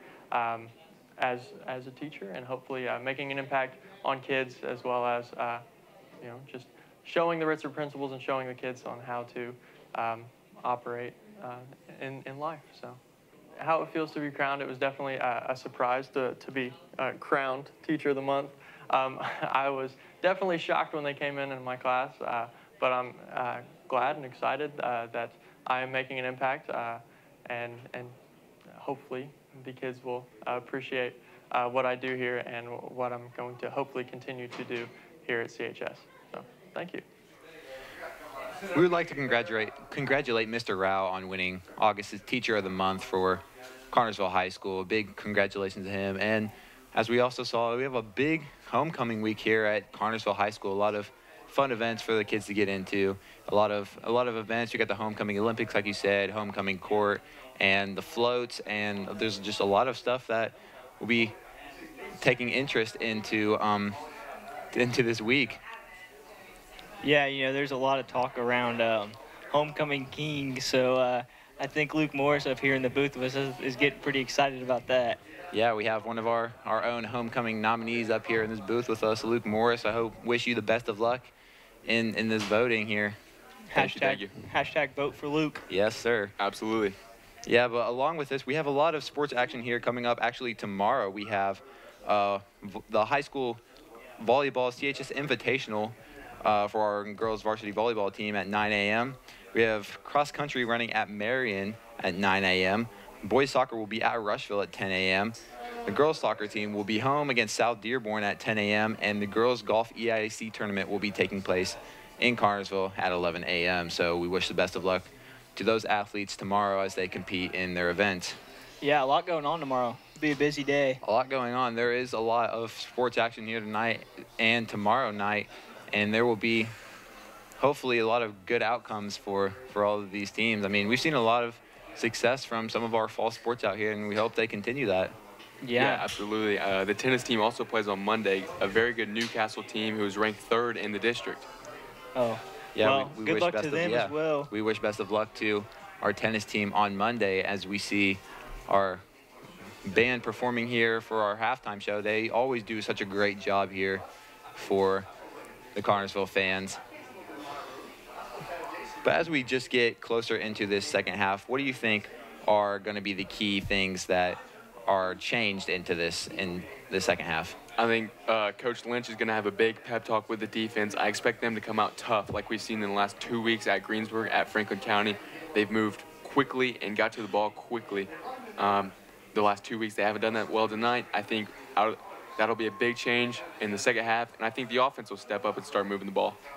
Yeah, something's got, like we talked about it all game, really. Something's got to change in the offensive line. The South Dearborn Knights made an adjustment earlier in the game when they realized that if they put a lot of people on the D-line, that they could just get to the quarterback. So I think that the Knights are going to come out, and, I mean, they're going to put even more pressure, if not the same amount of pressure, on the O-line for the Spartans. So it'll be interesting to see what happens. Yeah, I think Spartans have faced a lot of talent here in these last couple weeks. I think they just need to look back on what they did to succeed on both sides of the ball the last couple weeks in their big wins and analyze that and see what they can do against South Dearborn to kind of take away the momentum that they have. On the offensive side of the ball, they have to get the run game going some.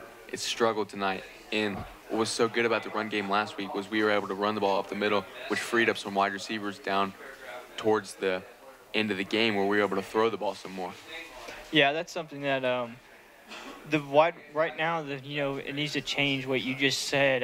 The run game needs to get going, and wide receivers need to open up. I feel like all game there has been the safeties and corners for the Knights are very good, very athletic, and I mean they're all over our wide receivers. But something needs to change a little bit more and get those wide receivers open up the middle of the field for the running game. Yeah, that's correct. I mean, because we haven't been very strong with the running game, those DBs and safeties can just sit on our wide receivers knowing that that's really who they have to stop. They don't have to worry about the run. And I think another big thing, I think not even a football aspect of it for the Spartans to improve upon is the communication. These boys have had a very great connection through the past couple of games, able to kind kind of momenticize themselves into making great plays and kind of knowing what each other is gonna do and having an idea of how to read the play for themselves. And it's worked out great. They've made a lot of big plays off of good connections, and just something I think that has lacked. I mean, there's been a lot of frustration from some of the players on the field and on the sideline about like a miscommunication or a misread on someone's part, and maybe it's just me up here seeing from the field on up here, but like I think it's just something that needs to be improved upon if they want to put themselves faster into the game. Yeah, I totally agree. But one thing I have seen over the past 2 weeks is this team won't go away. They're going to fight until that last whistle blows. And if South Dearborn expects Connersville to come out here and roll over, they're going to have something else. Yeah, you know, you talk about coming back out hot and not rolling over. That's something Coach Lentz talks about a lot, you know, not getting everybody down, lifting everybody up. I'm sure that halftime talk was pretty inspirational if I had to guess, so I'd imagine they'll come back out pretty fired up. Yeah, Luke, I think you have a very good point there. We witnessed it firsthand in that Greensburg game. Connersville was down 8 with just a few minutes left to go. It didn't look very good. Spartans were able to make one last very big drive, put the game within 2, and able to make a huge quarterback keeping 2-point conversion by Gavin Pearson to tie the game up and put it into overtime. And from what we had seen that entire game, Greensburg's quarterback Sam West was able to kind of take control of the Spartan defense with the quarterback keeps and able to make big plays for the team. But Spartans were on top of it. I mean, they were on top of a very well-designed trick play to conclude the game off of the pass was actually intended to the quarterback Sam West, and Braden Pearson was able to tip the ball out of bounds, and it resulted in a Spartan victory there. So I think you're completely right when you say that they haven't gone away at all. Absolutely. They made adjustments in the halftime last time and were able to stop Sam West. I think that's got to be what they have to do and stop this passing game. Yeah, adjustments will be key here coming in the second half of this game, like you said, Luke. If something doesn't change, it'll get ugly pretty quick. Yeah, I mean, there's absolutely no reason that you should feel like you need to give up here. I mean, 20 isn't exactly a great deficit to be in at this point in the game, but you still have another whole half to play. I mean, there's still plenty of time here left in this game. Yeah, you think about it, it's only 3 touchdowns, so you come out of the half here and score big, and then you get 2 stops on defense. It'll be pretty interesting.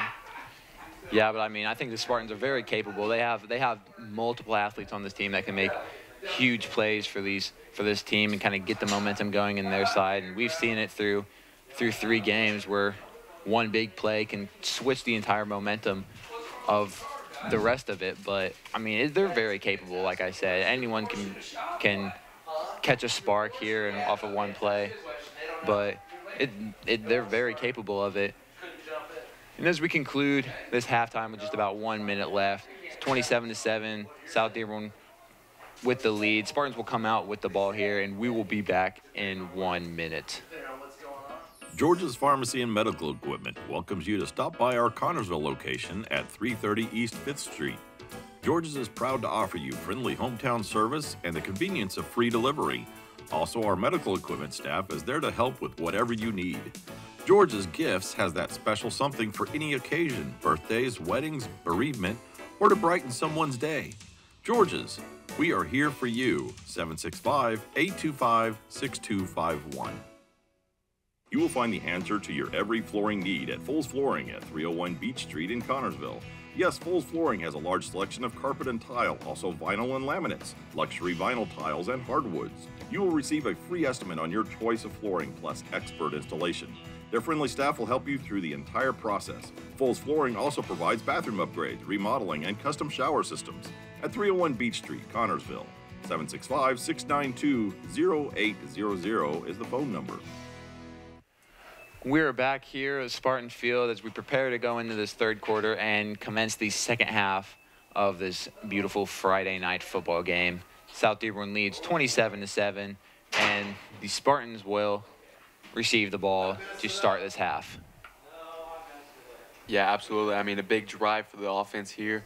I mean, they've got to go down the field and score. I mean, if they don't score here, I mean, you're down 20 points with time ticking down.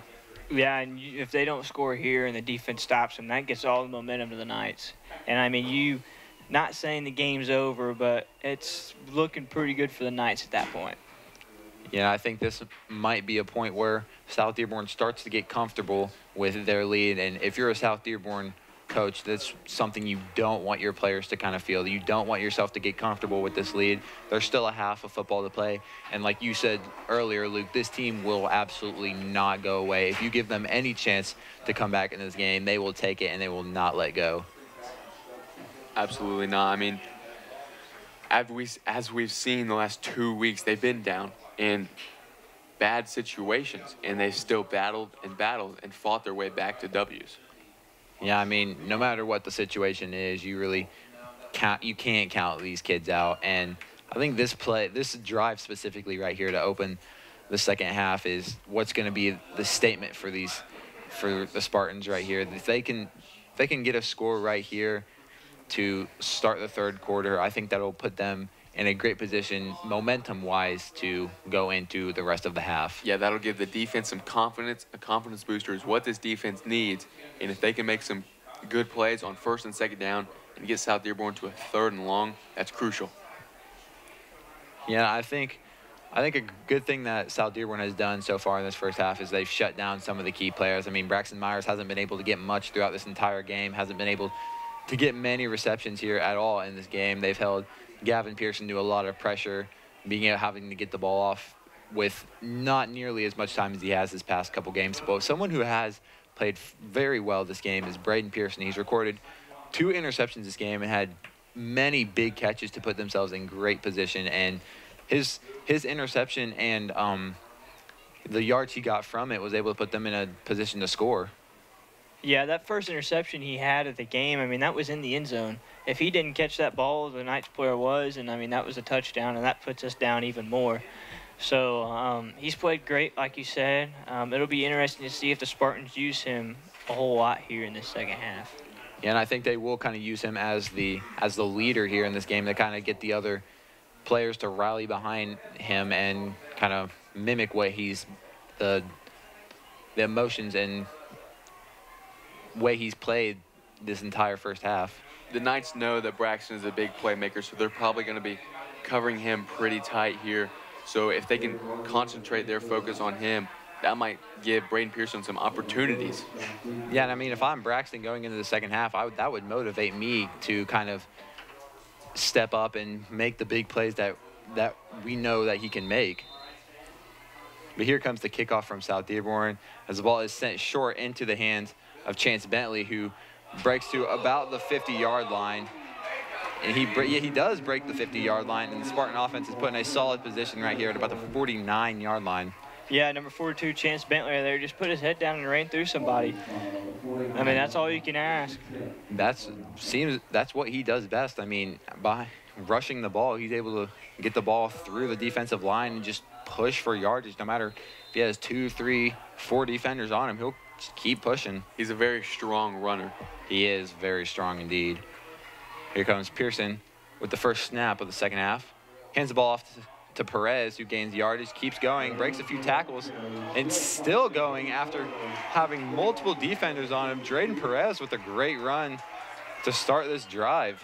And like we said during halftime, this is what the offense needs. We need the running game to get back on its feet and us to be able to start moving the ball on the ground. Yeah.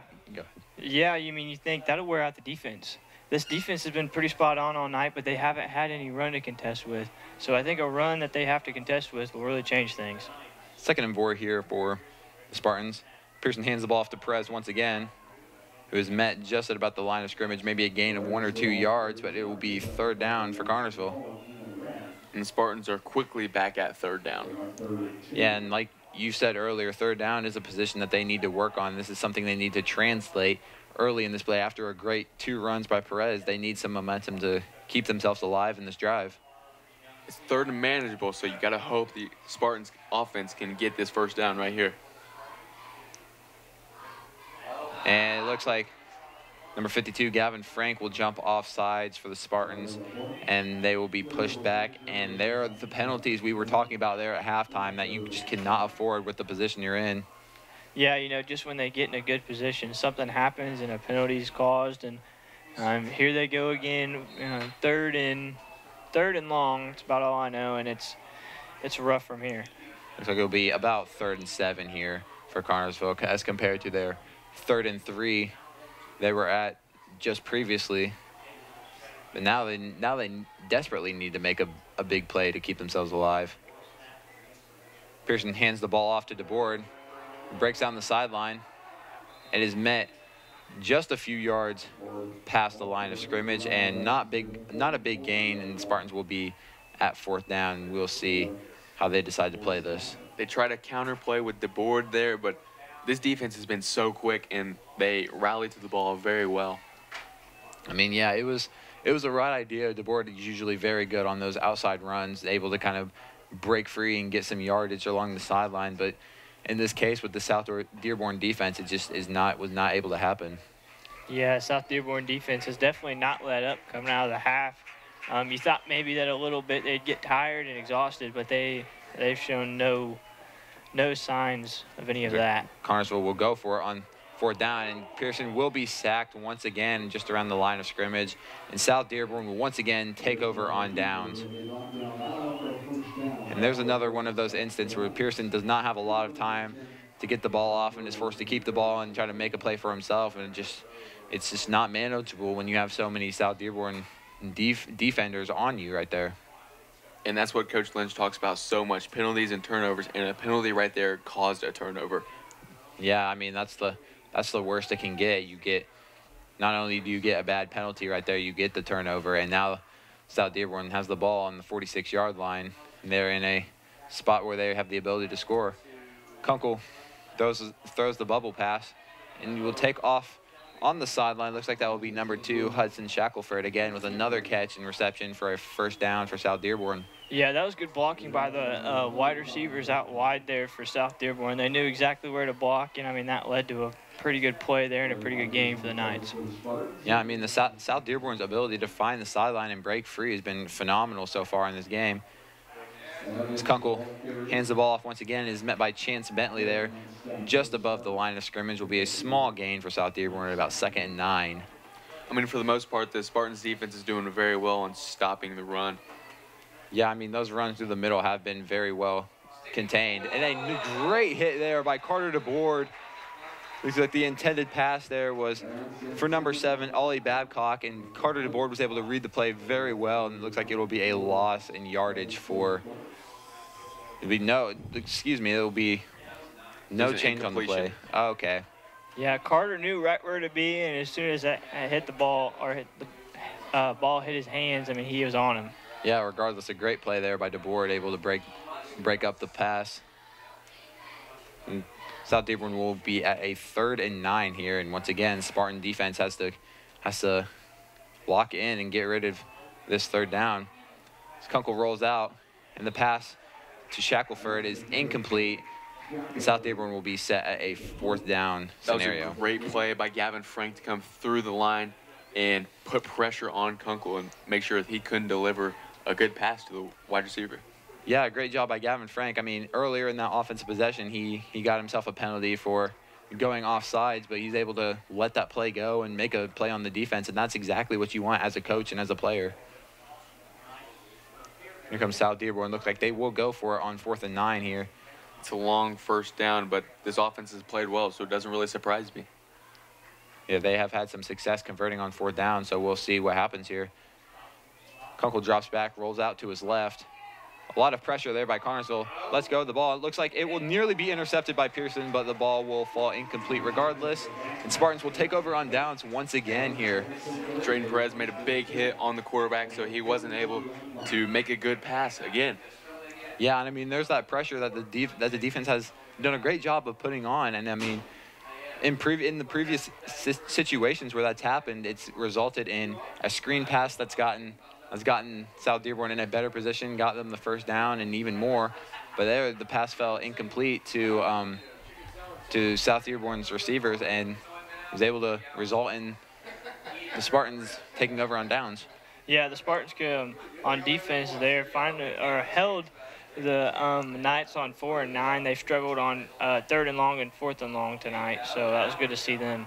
Pearson hands the ball off to Bentley. He's able to make a big gain there through the middle. Another display of Chance Bentley able to just use his strength through the middle of the line and gain yardage. This will be about 2nd and 4 here for Connersville. Yeah, the Spartans have played well on 1st down all night, but it's been the 2nd and 3rd down situations that have really hurt them. Yeah, I mean, senseless penalties on 2nd and 3rd down have really killed them tonight. Here Pearson prepares for the snap. Pearson takes a snap, hands the ball off to Perez. Looks like he will get the 1st down and more. Great run there by Drayden Perez up the middle. I mean, that combination of Perez and Bentley being able to run the ball up the middle and get plenty of yards has been very good this game. It's even more deadly when Cody Hogger's in there, but again, he's not playing very much tonight due to ankle injury. Yeah, I mean, Hogger into that position as well. You've got 3 people who can just use their raw strength and just push through the defensive line and get yardage. It just shows how deep this team can get. Here goes Pearson. Looks like there's a little bit of confusion there. Looks like a flag will be thrown, possibly there on Connersville. Looks like it will be a false start on Connersville, another penalty that will kill them. The ball will be sent back about 5 yards for 1st and 15. That's been the storyline for the Spartans tonight. You have a good play, and you get a good 1st down, and then something happens, and suddenly you got a penalty on you, and you're back with another 5 yards. Yeah, it truly has been the Achilles heel for Spartans this game, and it typically hasn't been that big of an issue throughout the first 3, but just something that's kind of plagued them against South Dearborn. Pearson hands the ball off, get a small game by Chance Bentley there, puts him about 2nd and 12. But yeah, not good position here. I mean, you have good runs there for a few yards, but being at 1st and 15 yards away from your 1st down, there's not much you can really do about that run game. No, they need a good play right here, though, to get them to 3rd and manageable and give them a better chance of being able to pick that up that 3rd down. Yeah, and if they get to that 3rd and manageable, I mean, they have to convert. There's no other option. Ball's at the 45-yard line, Connersville. Pearson drops back, rolls out to his right. Pass is delivered to Myers, and it is complete to Braxton. Phenomenal catch there by Braxton Myers. It's just about the 30-yard line. Braxton's first reception of the game is a great catch between 2 defenders. Yeah, absolutely. Braxton made a great catch, but what was even more impressive was the throw Gavin was able to make on the run. I mean, I think he makes better throws while he's on the run than he does in the pocket at times. I would have to agree. I mean, throughout the past couple of games, his ability to throw on the run has been phenomenal. He's made a lot of great throws while he's being pressured and on the run. But here now, the Spartans are at about the 33-yard line. Yeah, 1st and 10. He put that throw right on the money. Bentley, the ball carrier, gets to about the 30. It'll be about a 4-yard gain, but 2nd and 6. But yeah, I mean, these receivers for Connersville haven't gotten much action or haven't been able to get much action just because of the way South Dearborn has been playing them. But Braxton Myers was able to get his first catch of the night right there, and it was a great one. They were able to set up the bootleg with the good runs by Chance Bentley and Drayden Perez. Yeah, for sure. But here comes Pearson with the 2nd and 7. Runs through the middle, is able to get plenty of yards. A great run there. Yeah, there's number 42, Chance Bentley, just showing his raw strength and how he can run through people. Spartans are having a great drive here. Another great run there by Chance Bentley to set up another 1st down at about the 22-yard line. And this is the kind of drive the Spartans need to start it off this half.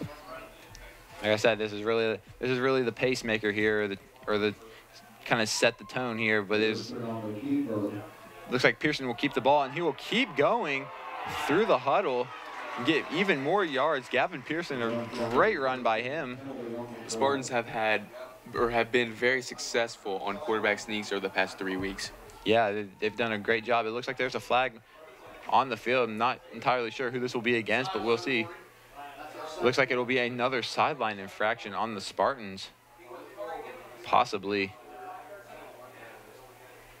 We'll see exactly what the call is here, but there looks like it will negatively affect Connersville.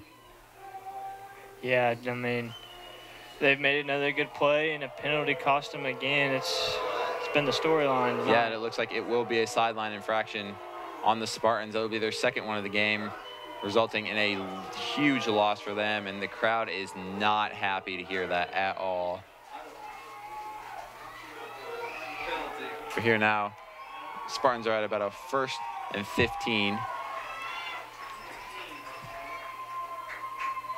Pearson hands the ball off to Bentley, pushes through the line, gets many yards, keeps going. He's able to put them in a great position here for 2nd down. Yeah, Bentley made a good cut back to his left right there to find the hole and be able to get some extra yards. Yeah, I mean, even when he cuts back, I mean, he can still run through people, and, you know, even when he does have an open lane, he's still very fast.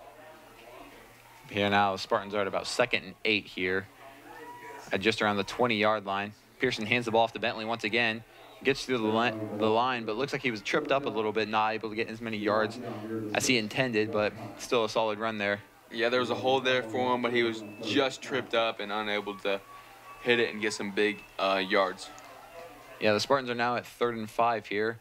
Ball just at about the 16-yard line, so they are most definitely in scoring position, but here's an instance once again where they're at 3rd and down and they need to convert. Here comes the line here. Pearson prepares to take the snap. As we are just under 5.5 minutes left in this quarter. Pearson hands the ball off to Perez. Perez is met by the defensive line and is not able to get much of a gain out of it. Spartans will now be at about 4th down and 4 yards to go. Yeah, the Spartans have definitely been pushing the run game here, and they've had some success. I mean, they've got downfield quite a ways, and they've killed a lot of clock, but you almost wonder if it's too late. I believe if they, it looks like they will go for it on 4th down, and I mean, they're in a very manageable position, so they definitely have the ability to translate here. This is a gotta-have 4th down, though. It looks like a missed snap there. The snap was fumbled, and there's nothing able to make it out of that play. The Knights will take over on downs here at just about the 20-yard line, and in that situation, just a turnover that you cannot afford. The penalties and turnovers once again plagues the Spartans. Yeah, I mean, I feel like it's been the storyline all night, and not the storyline all year. All year, I mean, they've been playing very well. Penalties been down, mistakes have been down, but tonight, I don't know. And that's odd to see because that's one of Coach Lynch's huge points, the penalties and turnovers. Yeah, I mean, like you said, Cam, it hasn't been a storyline all year whatsoever. It's just been this game.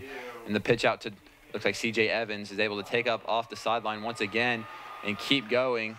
But he is nearly brought down by Pearson, able to be brought down there by a couple of defenders, but he just keeps going, not entirely sure how.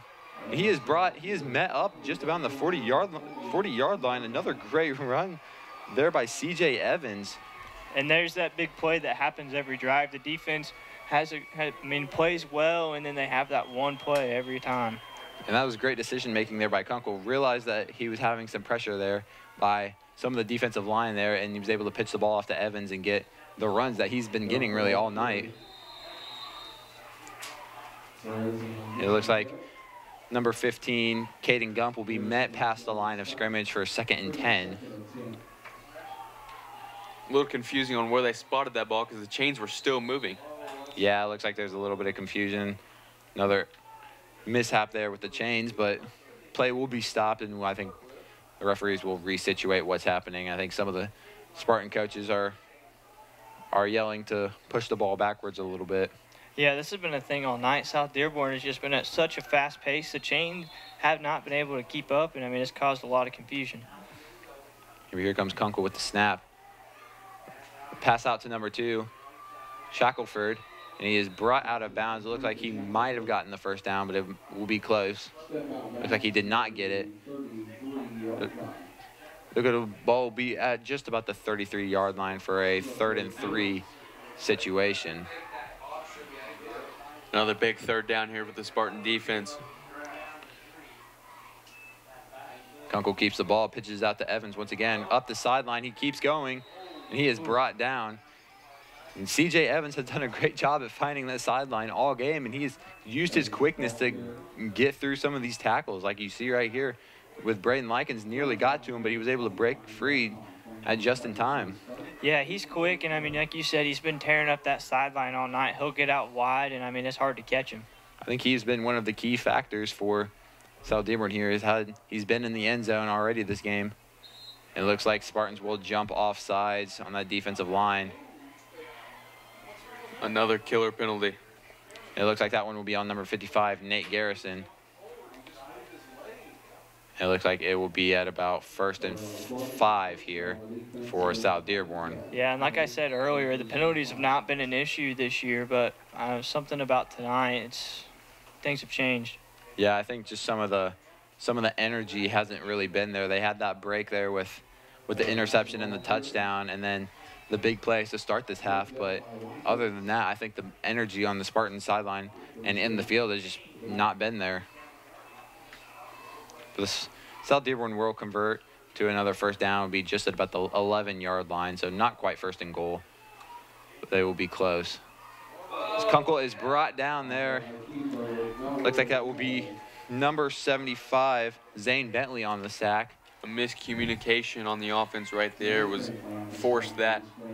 Yeah, I mean, you haven't seen a whole lot of miscommunications from the Knights tonight, but that was definitely one of them. Yeah, it looks like he intended to pitch the ball off but wasn't able to get it in time. Kunkel throws the ball to the sideline, is hit by Braden Pearson for a great tackle for a small gain of about 5 yards. It'll be it's about 3rd down and 9, I believe. Yeah, that was a big hit for Braden Pearson. I mean, he read that play perfectly and knew exactly when to be there. Yeah, 3rd and 9 down here for South Dearborn at just about the 10 or 11-yard line. Do we wait the snap here to Kunkel? Kunkel takes a snap, drops back, looks to his left.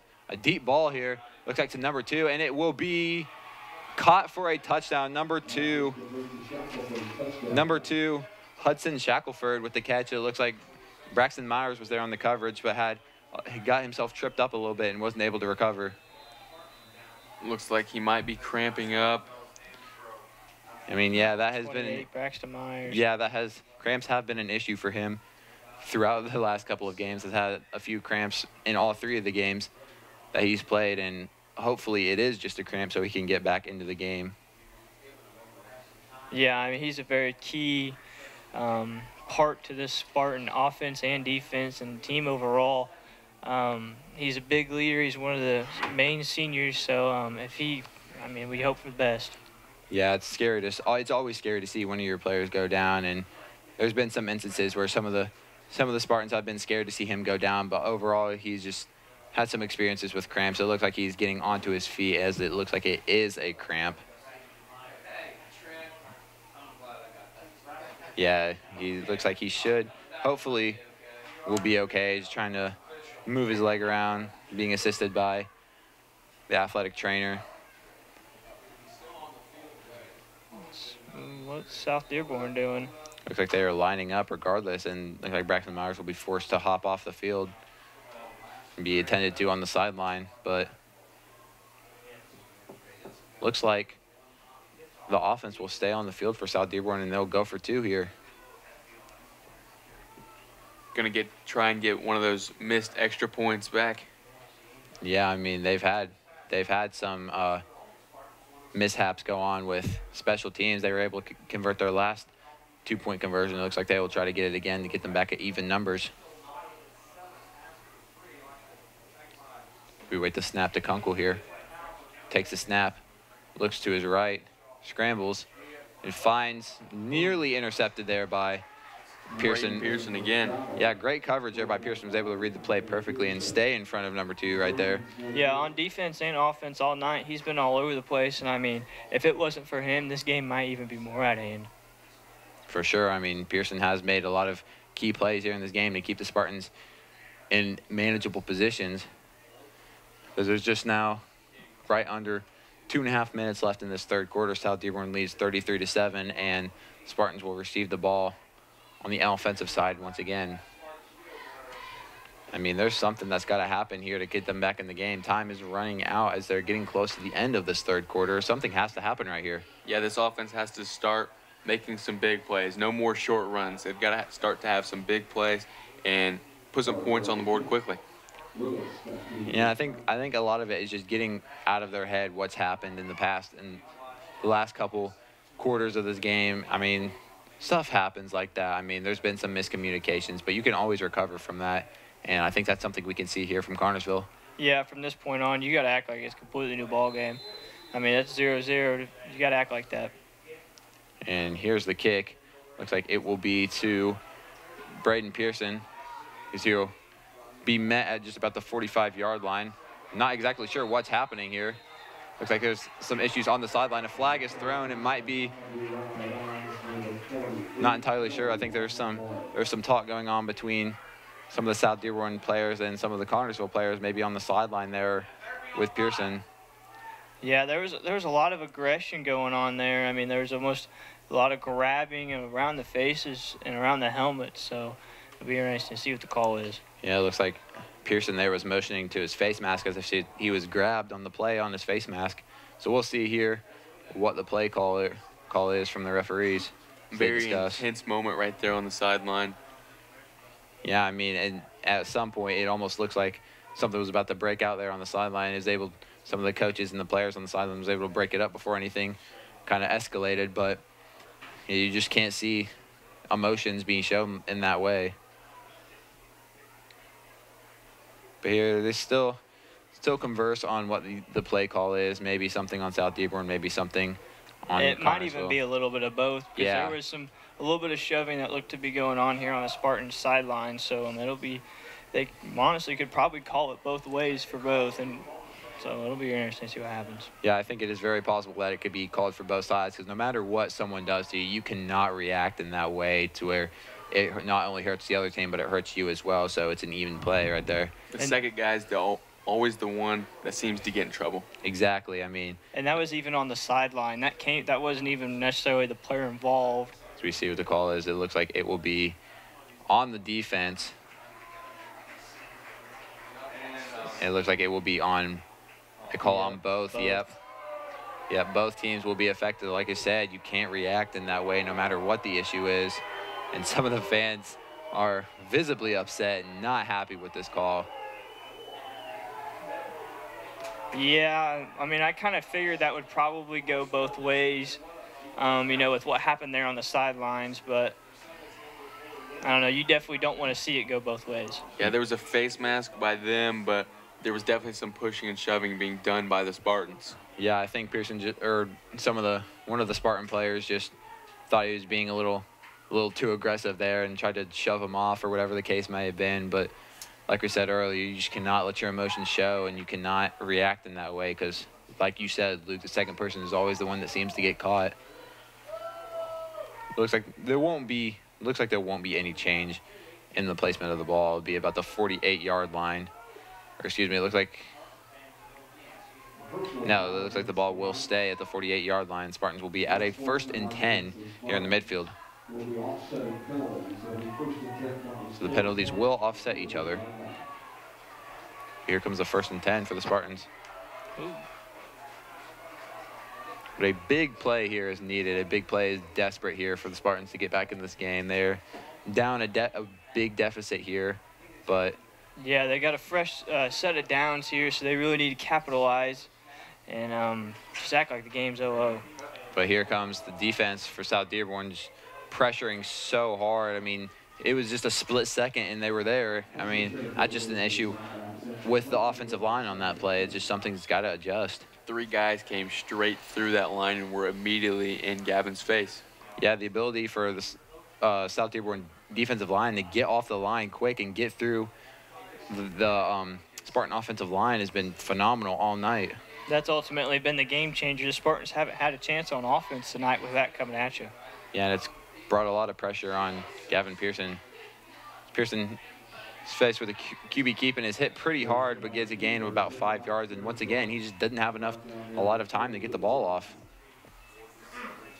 But yeah, just about a 3rd and 6 at the 49-yard line for the Spartans.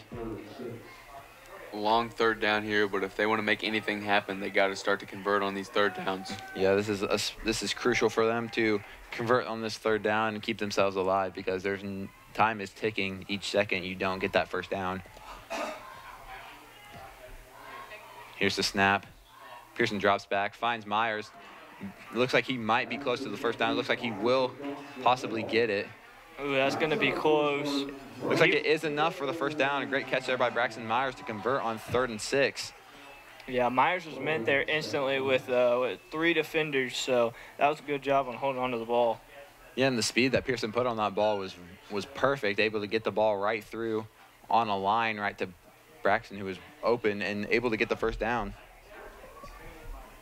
But here come the Spartans now at just about the 43, 42-yard line on a 1st and 10 scenario. DeBoard in motion, hands it off to the sideline. DeBoard is met by some defenders, but takes off up the sideline, uses his speed, and is brought out of bounds short of the first down, but a lot of yards gained on that play. He's very fast, but he didn't get the best block outside, and the defender was able to cut him off and force him to go out of bounds. Yeah, number 3, Brady Ballard was right there to almost make the tackle, just couldn't get both of his hands on him in time, and DeBoard was able to get away. Yeah, I mean, there's the defense once again, reading the play perfectly, and the offense for the Spartans just not being on top of their game tonight. Spartans are at 2nd and 4 at just around the 36-yard line.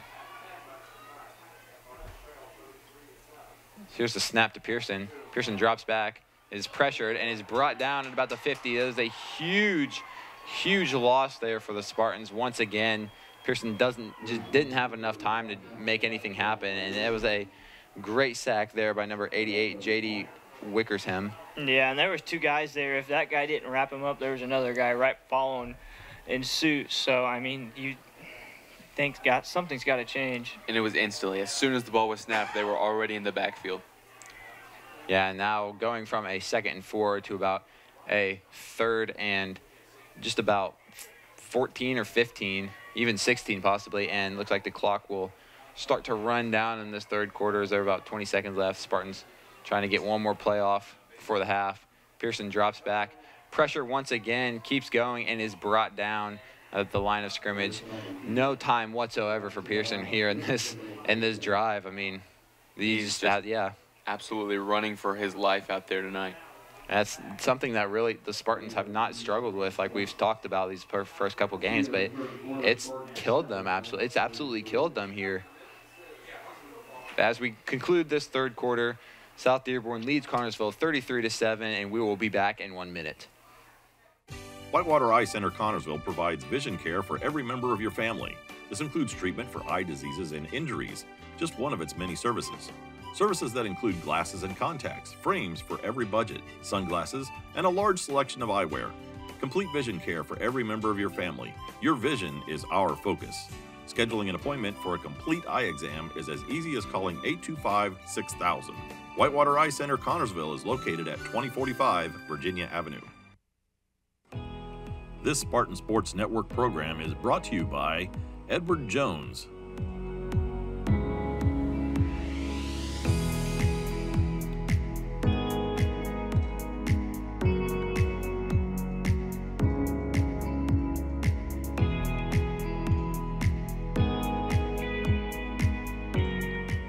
We'd like to say a special thank you to Edward Jones for sponsoring this Spartan Sports Network Game of the Week. And we are back here on Spartan Field as we conclude the 3rd quarter. South Dearborn leads Connersville 33-7, and there is one more quarter left to play, and it is not looking good here for Connersville, unfortunately. No, they're going to have to start to make some changes quickly, or they might not have a chance to come back here. Yeah, you know, you look at the scoreboard and you look at the deficit, and you almost got to think from Spartan standpoint, just restart this game. Make what you can and work on what you can to improve. You know, the offensive line has got to get better. They can't let people through like they have been. So, you know, that's something you want to try and improve on here in the 4th quarter. Yeah, the Spartans are now at about 4th and 15. Pearson drops back, is pressured, and is brought down. It looks like the ball will be dropped, and South Dearborn will recover the ball at just about the 42-yard line, and it's been like a broken record, it seems like, this drive. Pearson just hasn't had enough time to get the ball off here. I mean, I think at this point, as unfortunate as it is, it just seems to be something you learn from and going into your next week, because you have a big game next week in Rushville, a very close team that you've had the past couple of years. And I think you take the struggles that you've had within this game and learn from it and improve so you don't make the same mistakes against Rushville. As Kunkel takes a snap, hands it off to Gump, who takes off down the field, is able to get the first down and more.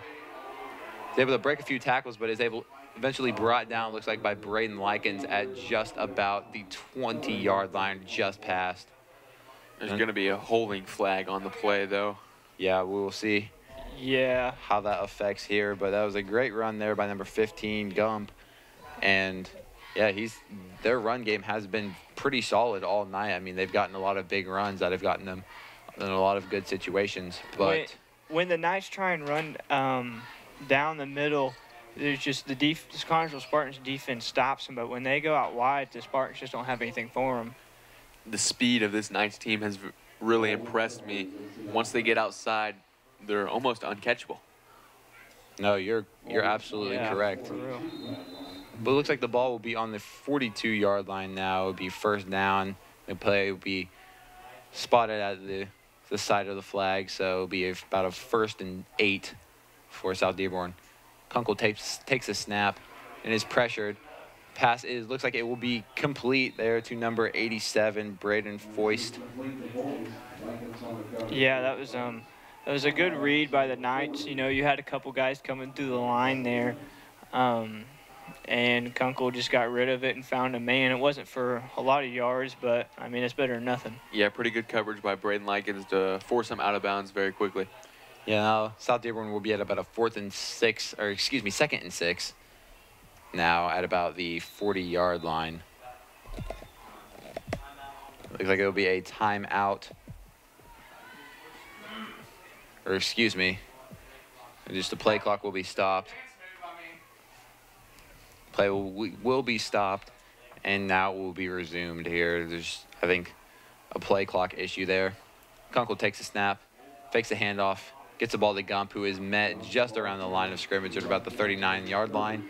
We're about a 3rd and 5 now. Yeah, he got wrapped up pretty quick there, met by some Spartan defenders. And that's what I mean, running through the middle tonight has not worked for the Knights. Yeah, I was just about to say that was another great instance about what you said, Cam. It looks like Spartans almost jumped there. Nearly another penalty on that defensive line, but looks like Kunkel will be looking towards the sideline to get a play call here at 3rd down. They're just trying to run some more time off this clock right now. Here comes the snap. Faust drops back. Nearly tipped off. The play is broken up. Great play there. Looks like it was Gavin Pearson on the play right there. Able to kind of make the tackle there and prevent him, 27, from getting a hold of the ball, as there was almost tipped by one of the defensive linemen there. Yeah, and I think it's interesting here on 4th and 6 with such a big lead that they're going for it. Yeah, it is interesting, but I mean, that's just one of those instances where if you have such a big lead like this, you just still don't take your foot off the gas, and I think that's a great thing that South Dearborn staff has taught these kids. As Kunkel drops back, rolls to his right, runs towards the sideline, lets go of the ball, and it is wildly incomplete there on 4th down. The Spartans will take over at just about the 40-yard line, and we'll see what the Spartans can do with this. I mean, they didn't get it, but as dominant as this offense has been, why not go for it? Exactly. I mean, like I said, you just don't take your foot off the gas in this situation. I mean, there's still only 10 minutes left in the game, and you have a comfortable lead, but still, you don't want to kind of quit trying, you know?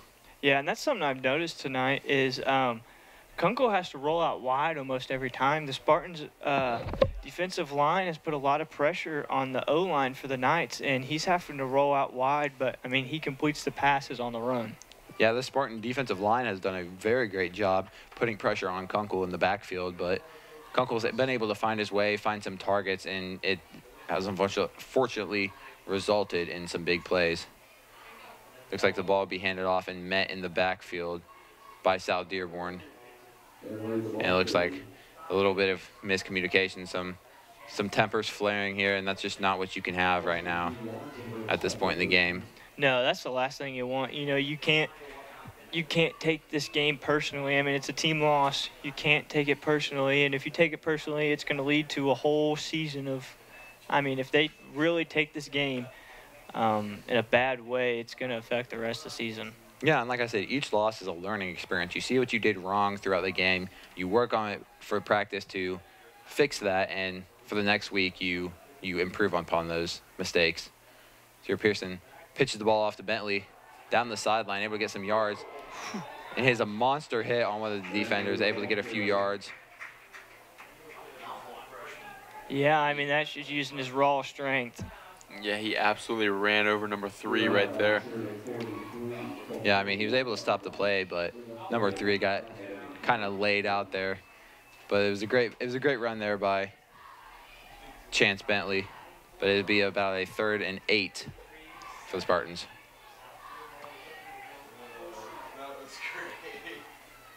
Pearson takes a snap, hands the ball off to Bentley again through the middle, able to get some yardage. Not enough, though. It'll be about 4th and 4. We'll see what the Spartans do here. I mean, in this point in the game, you try to go for it and get yourself on the board some more. A couple good runs there by Bentley. I mean, starting to move the ball on the ground, but, I mean, it may be too late. I mean, you're still trying to pick up this first down, though. Exactly. But, yeah, 4th and 3 right here for Connorsville, just about the 47-yard line for the Spartans. We'll see what the Spartans can do to convert on this play and not give the ball back to South Dearborn. Yeah, this should just be an experience on 4th down. And as Bentley keeps the ball, it looks like he ran into one of the Spartan linemen there. It looked like it was Cody Hogger, but they're able to get the Spartans first down there and some more. Cody Hogger's come back in the second half and played very well. He has. He's done a great job on both sides of the ball, made some pretty good plays and gotten some opportunities for some of the Spartan running backs. But here come the Spartans here. First down at just about the opposite 47-yard line. We just get under 9 minutes here in the 4th quarter. Bentley takes the ball once again and is met just about the line of scrimmage. Not much able to make out of it, but it will be a 2nd and 10 for the Spartans. Yeah, that's just another one of those cases where a bunch of bodies met in the middle and there wasn't anywhere for anybody to go. Yeah, I mean, not much opening there for Bentley. Bentley typically does a phenomenal job of finding the opening in the line and kind of pushing through, getting some yards. But with that, I just don't think he was able to find enough space to get himself free. But it will be about 2nd and 9 here for a gain of 1 yard for Chance Bentley.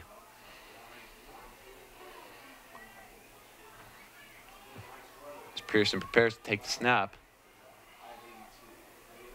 Play clock winds down just about 5 seconds. Here comes the snap. Hands the ball off to DeBoard through the middle. DeBoard is met just past the line of scrimmage for a short gain, but it would be about 3rd and 8, I presume, for Connorsville.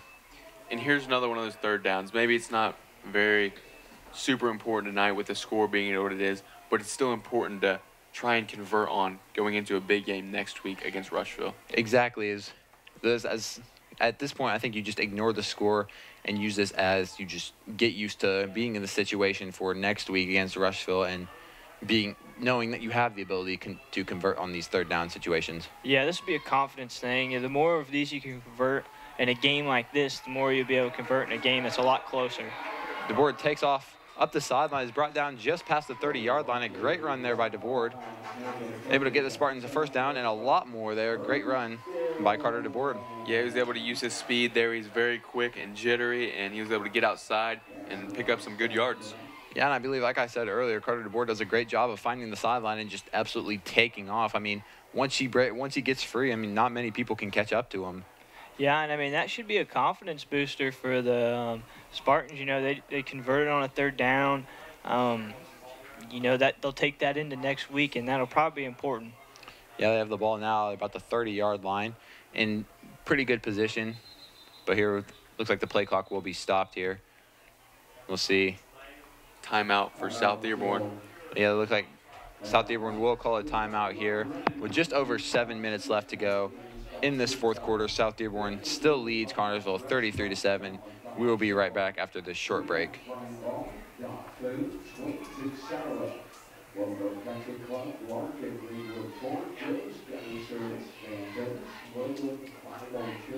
Union Savings and Loan is an old-school community bank founded in Connorsville in 1892 and still locally owned and operated today. Union Savings and Loan offers hometown service with great rates on CDs and deposit accounts and local loan approvals when you need financing. They also have a trust department. And with 2 locations in town, downtown at 730 Central Avenue and uptown at 500 West 30th Street, Union Savings and Loan is truly Connorsville's hometown bank. Union Savings and Loan, people you know, neighbors you trust. And we are back midway through this final quarter of football. Spartans are down 33-7 here, with South Dearborn taking a commanding lead as we begin to conclude this game here.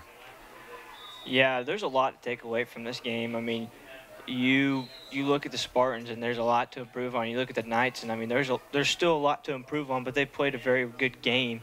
So both teams get a lot to take away from this game. Pearson hands the ball off to the board. It is fumbled in the backfield. Not something you want to have on first down. The ball will be a loss of about 3 yards, about 2nd and 13.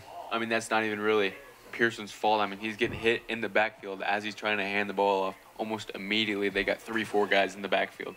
Yeah, and that's been the story all night.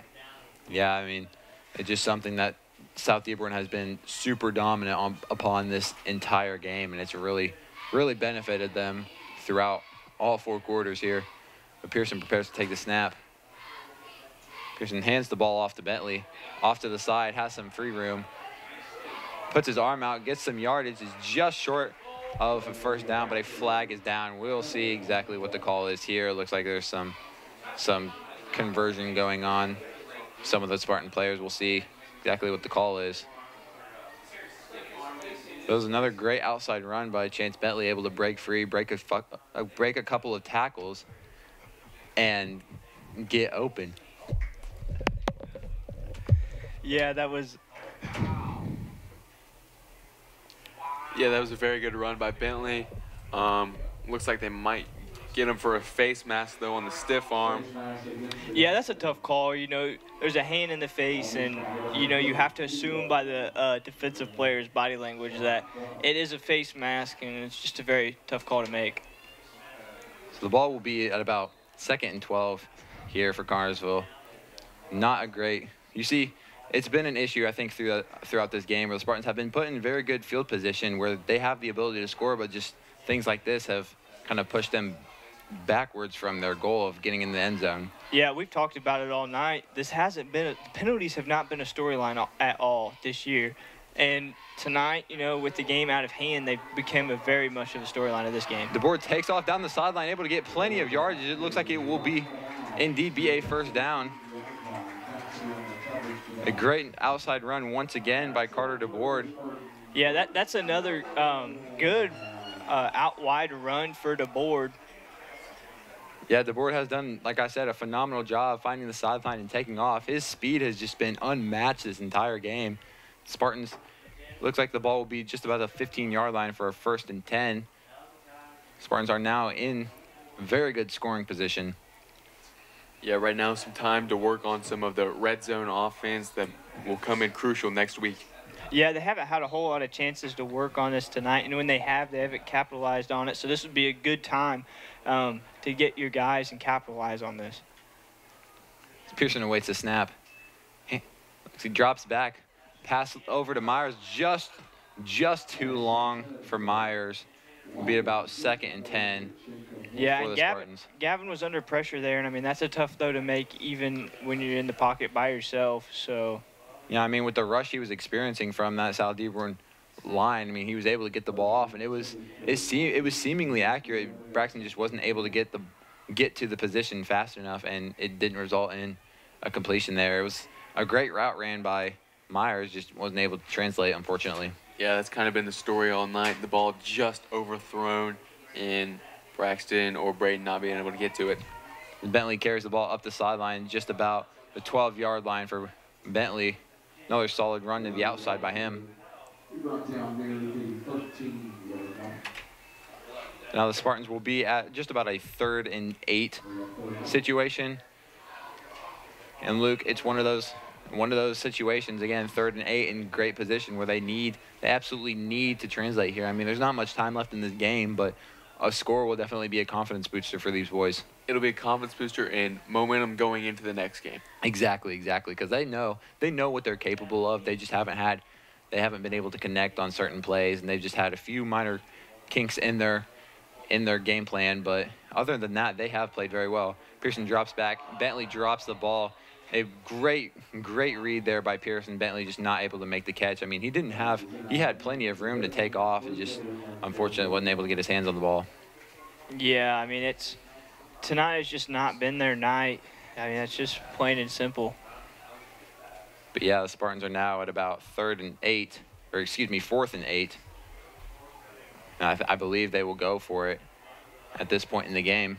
Another tough situation to be in. But, I mean, if you can convert, it's another confidence booster going into the next week. Yeah, and I think that's something very important, is focusing on next week and focusing on making the plays now. You know, the Spartans will, in fact, go for it. Pearson drops back, has a little bit of pressure, and is wrapped up a little bit, but brought down, gets a pass off to Myers, and is not able to catch it. So once again, South Dearborn will take over on downs. They will hold the ball at just about the 13-yard line, and Spartan defense will take the field as we are, but with about just over 5 minutes left in this 4th quarter. Yeah, that pressure was there again, and you, as a quarterback, you can't do very much when there's that much pressure coming at you. And even when you do look out, a lot of your guys are locked down. You know, the DBs have played great tonight for the night, so, I mean, there's just not a lot of options. This defense have just been super impressive tonight. Yeah, you guys are exactly right. This defense has done a great job of taking away the firepower that Connersville has had the past couple of weeks. But here's the snap to Kunkel. Rolls out to his right. Has a little bit of pressure there. Gets the ball off, but is thrown out of bounds, and it will be an incomplete. It looks like a flag will be thrown. We'll see what the call is here. I'd have to guess that was intentional grounding maybe, because there was no receiver even around. Yeah, it looks like there was no intended target whatsoever, so I believe it will indeed be on South Dearborn here. And we'll see. It will be. The ball will be moved back at about 1st and 15 here for South Dearborn. I don't think it was intentional grounding, because that would have made it 2nd down. It is 2nd down. Well, I believe it is still first, yeah. First down. I believe the quarterback got outside the tackle box, and that's why it wasn't intentional grounding. Right. But yeah, it was close. But we see Gump brought down in the backfield. Great tackle there by Braden Likens. He's had a good game tonight. He's made some good tackles, and he's made some good reads in crucial situations to keep this game just a little bit closer. Yeah, Likens has played very well in this game, although the score may not show it. A lot of players have played very well in this game. This defense has played pretty well tonight. They've just been stuck in some pretty bad spots. Exactly. We'll see here. The ball is just about at the 7-yard line for South Dearborn. It'll be 2nd and about 15. But here comes the snap. Hands the ball off to Gump. He takes off up the middle and is brought down for about a gain of 4 or 5. It'll be 3rd and 9 for South Dearborn. Yeah, pretty good tackle there in open space. Those are tough tackles to make. They really are. Yeah, you're exactly right. Yeah, them open space one-on-one tackles, you know, they're very crucial that you make them, or at least slow the person down enough that someone else can get there to have your back. Yeah, and here's a 3rd down situation that the Spartans need to capitalize on. But here's a snap. He scrambles. Ball to the sideline is incomplete. Bring up about 4th down. Looks like Connor Huff has entered the game at the quarterback position for Kunkel. Looks like it will be 4th down now for South Dearborn. That was another good play for Braden Pearson. He's had a pretty good game tonight. Yeah, he played good coverage and was able to hit the receiver right when he got the ball to knock it out of his hands. Exactly here. 4th and 9, as we were just at about 3.5 minutes left in this ball game. Spartans look to take over on downs. Carter DeBoard to receive the kick. Looks like the play will be stopped. South Dearborn's going to have to take a timeout. They only had 10 guys out on the field. Yeah, I mean, that was the right play call there. Not a lot of time left. They didn't want to put themselves in a bad position here. 3.5 minutes left to go in this 4th quarter. South Dearborn leads still 33-7. We'll be right back after this short break. Reed Health Sports Medicine provides an athletic trainer to the Connersville Spartans through the support of Reed Foundation. Athletic trainers normally are present at most practices and sporting events. They can respond to an injury within seconds, determine the immediate needs of the athlete, and either begin treatment or initiate emergency management within the first few minutes. If your athlete suffers a sports injury, Reed Health's Athletic Training Clinic can provide injury treatment sessions using multiple modalities, rehab protocols, and treatment techniques to ensure your athlete doesn't miss a day without progressing forward. Learn more at reedhealth.com. And we are back here on Spartan Field. About 3.5 minutes left to go in this game. As South Dearborn punts the ball to Connersville here. Looks like it will be a fair catch at about the 36-yard line. Spartans will take over on downs here in this 4th quarter. Yeah, Spartans have a new drive here. The game is probably out of reach without a miracle. So you want to come in and run some plays and run through your transition almost, and just get people playing that will need to be playing next week. Yeah, absolutely correct, Camden. I mean, just to get some short field packages in and try and practice some of those plays for next week. No, exactly. Get some of these players that don't typically get a lot of playing time able to get on a varsity field and kind of experience what a varsity environment is in this kind of game. Yeah, reps will be very important when it comes down to the end of the year. That's important because there's 16 or 17 seniors on this team. Exactly, and a lot of these kids are going to have to step up into the positions that some of these seniors take as Bentley carries the ball for about a gain of 8. Another solid run there by Bentley. We're going to about 2nd and 3 or 2nd and 2 here. Or excuse me, it looks like it will be 2nd and 4 here. We just break 3 minutes left in this 4th quarter. The Spartans will line up here. Pearson prepares to take the snap here. And here's a snap by Pearson. Hands the ball off to Bentley. Bentley goes up the middle. It looks like it will be close to a 1st down. He might have possibly gotten it there. But the play clock will not stop, and we will just get under about 2.5 minutes left. And it looks like there will not be a 1st down there. All right, excuse me. It will be enough for a 1st down for the Spartans. But See, that's Go ahead. exactly what the Spartans needed, get some short 1st downs, work it to 2nd or 3rd down and run through your plays and get people reps. I mean, that's going to be important come next week. Get some offensive momentum building so that when you pick up next week and you're on offensive side of the ball, you've got confidence. Most certainly. Ball is handed off to Bentley. Bentley goes up the middle for a solid run, a gain of about 4 yards, 3 yards there. It'll be 2nd down for the Spartans. Yeah, Pearson almost looked like he fumbled the snap there a little bit. It still ended up being a clean handoff, but that's something going into next week. The little things like that need cleaned up. Yeah, I think it's just sharpening those edges there for just little things that need to be improved upon through Spartans next week of practice. But nothing tells me that they won't figure any of this stuff out, because a lot of the mistakes they've faced in this game have not been normal things for them. Bentley carries the ball up to breaking just to about the 15-yard line. It looks like it will be close to a 1st down. Another solid run by Chance Bentley there. Looks like he will be getting up. It looked like he was down there for a second. Looks like it is enough for a 1st down there. Spartans are making their way down the field as we just break 1.5 minutes left to play. Yeah, them short 1st downs. I mean, a 2nd and 7 on a 1st down. Their last 1st down was like a 3rd and 2. I mean, they're really starting to come alive here. Chance Bentley is running the ball very well. He really is, and they're finding things that they haven't really been able to find. Pearson rolls to his left, finds Myers. It looks like he's nearly caught for a touchdown, but will be broken up.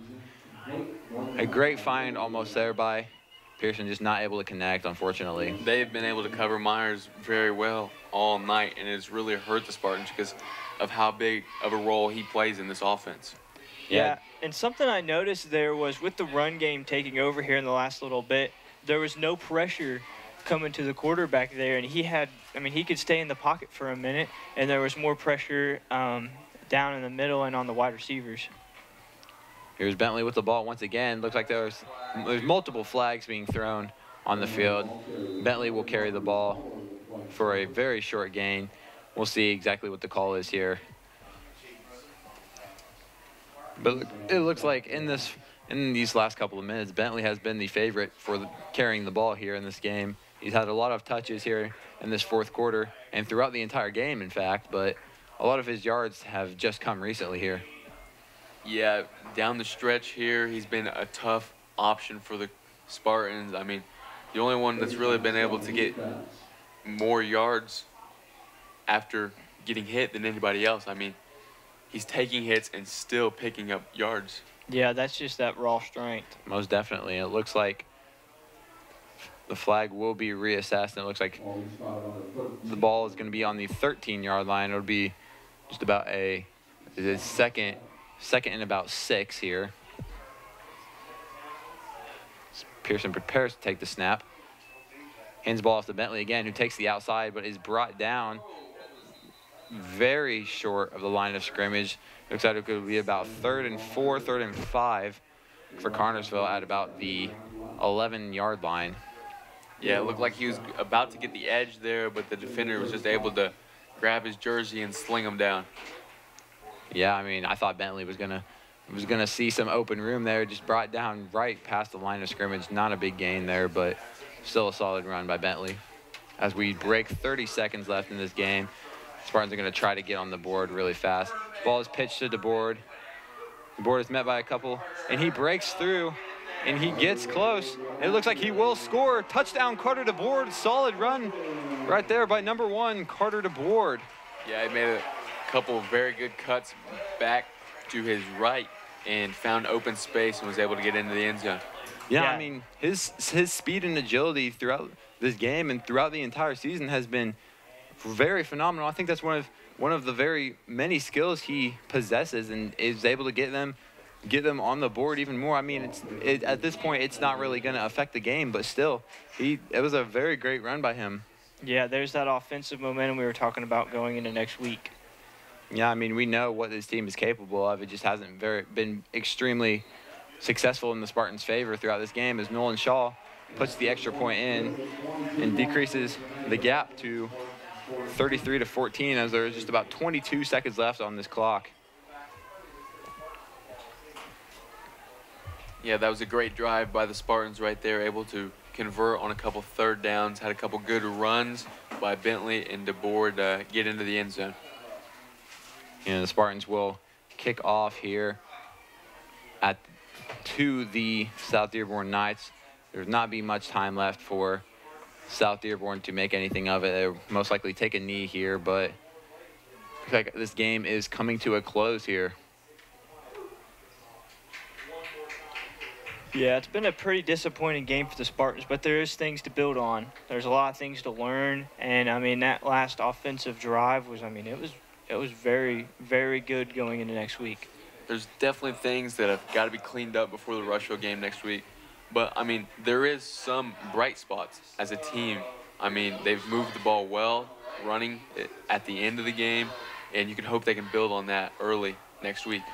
Yeah, and I think most definitely the biggest thing to take away from this game is that this game nowhere near defines what the Connersville Spartans are capable of. They've showed what they are capable of against Greensburg. They showed what they were capable of against Richmond, and what they could do against Franklin County.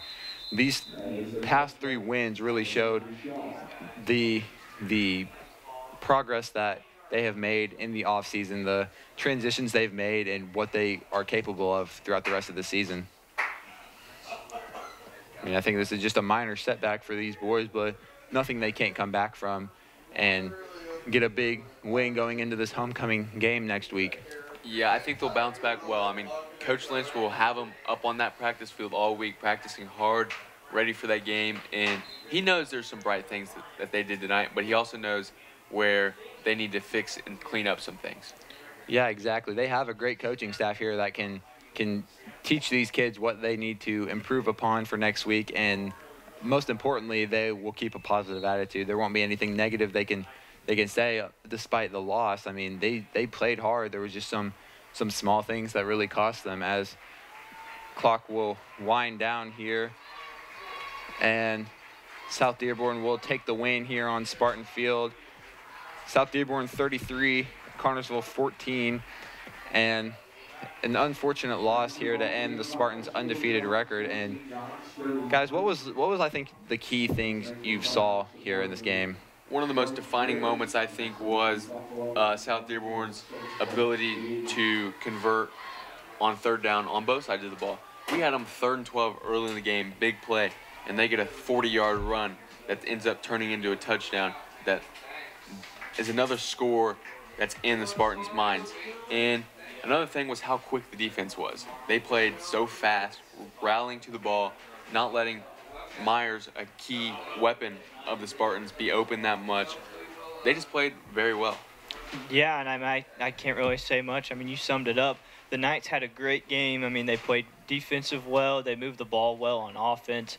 They got the ball out wide and could really run on the Spartans. But you look at the Spartans, and there's things to build on. That last drive they had, they got the run game going. They got a few passes in there for completions, stuff they hadn't done a whole lot in the game. But another thing is special teams got to clean up for the Spartans. Yeah, I mean, I think you two summed it up almost perfectly. I think the scouting report was well went over for South Dearborn. I just think so, and some of the communication aspects of it for Connersville weren't all there as they typically were. But like we said earlier, it's a bounce-back effort. They have plenty of chance to come back next week and get a win at home against Rushville. Absolutely. I look forward to that game and seeing how they bounce back. Yes, it'll be very good. I think they'll bounce back plenty fine, and I think we'll be in for a great game next Friday. Of course. And as we conclude tonight's broadcast, South Dearborn takes the win at Connersville 33-14. This has been TV3 with SSN.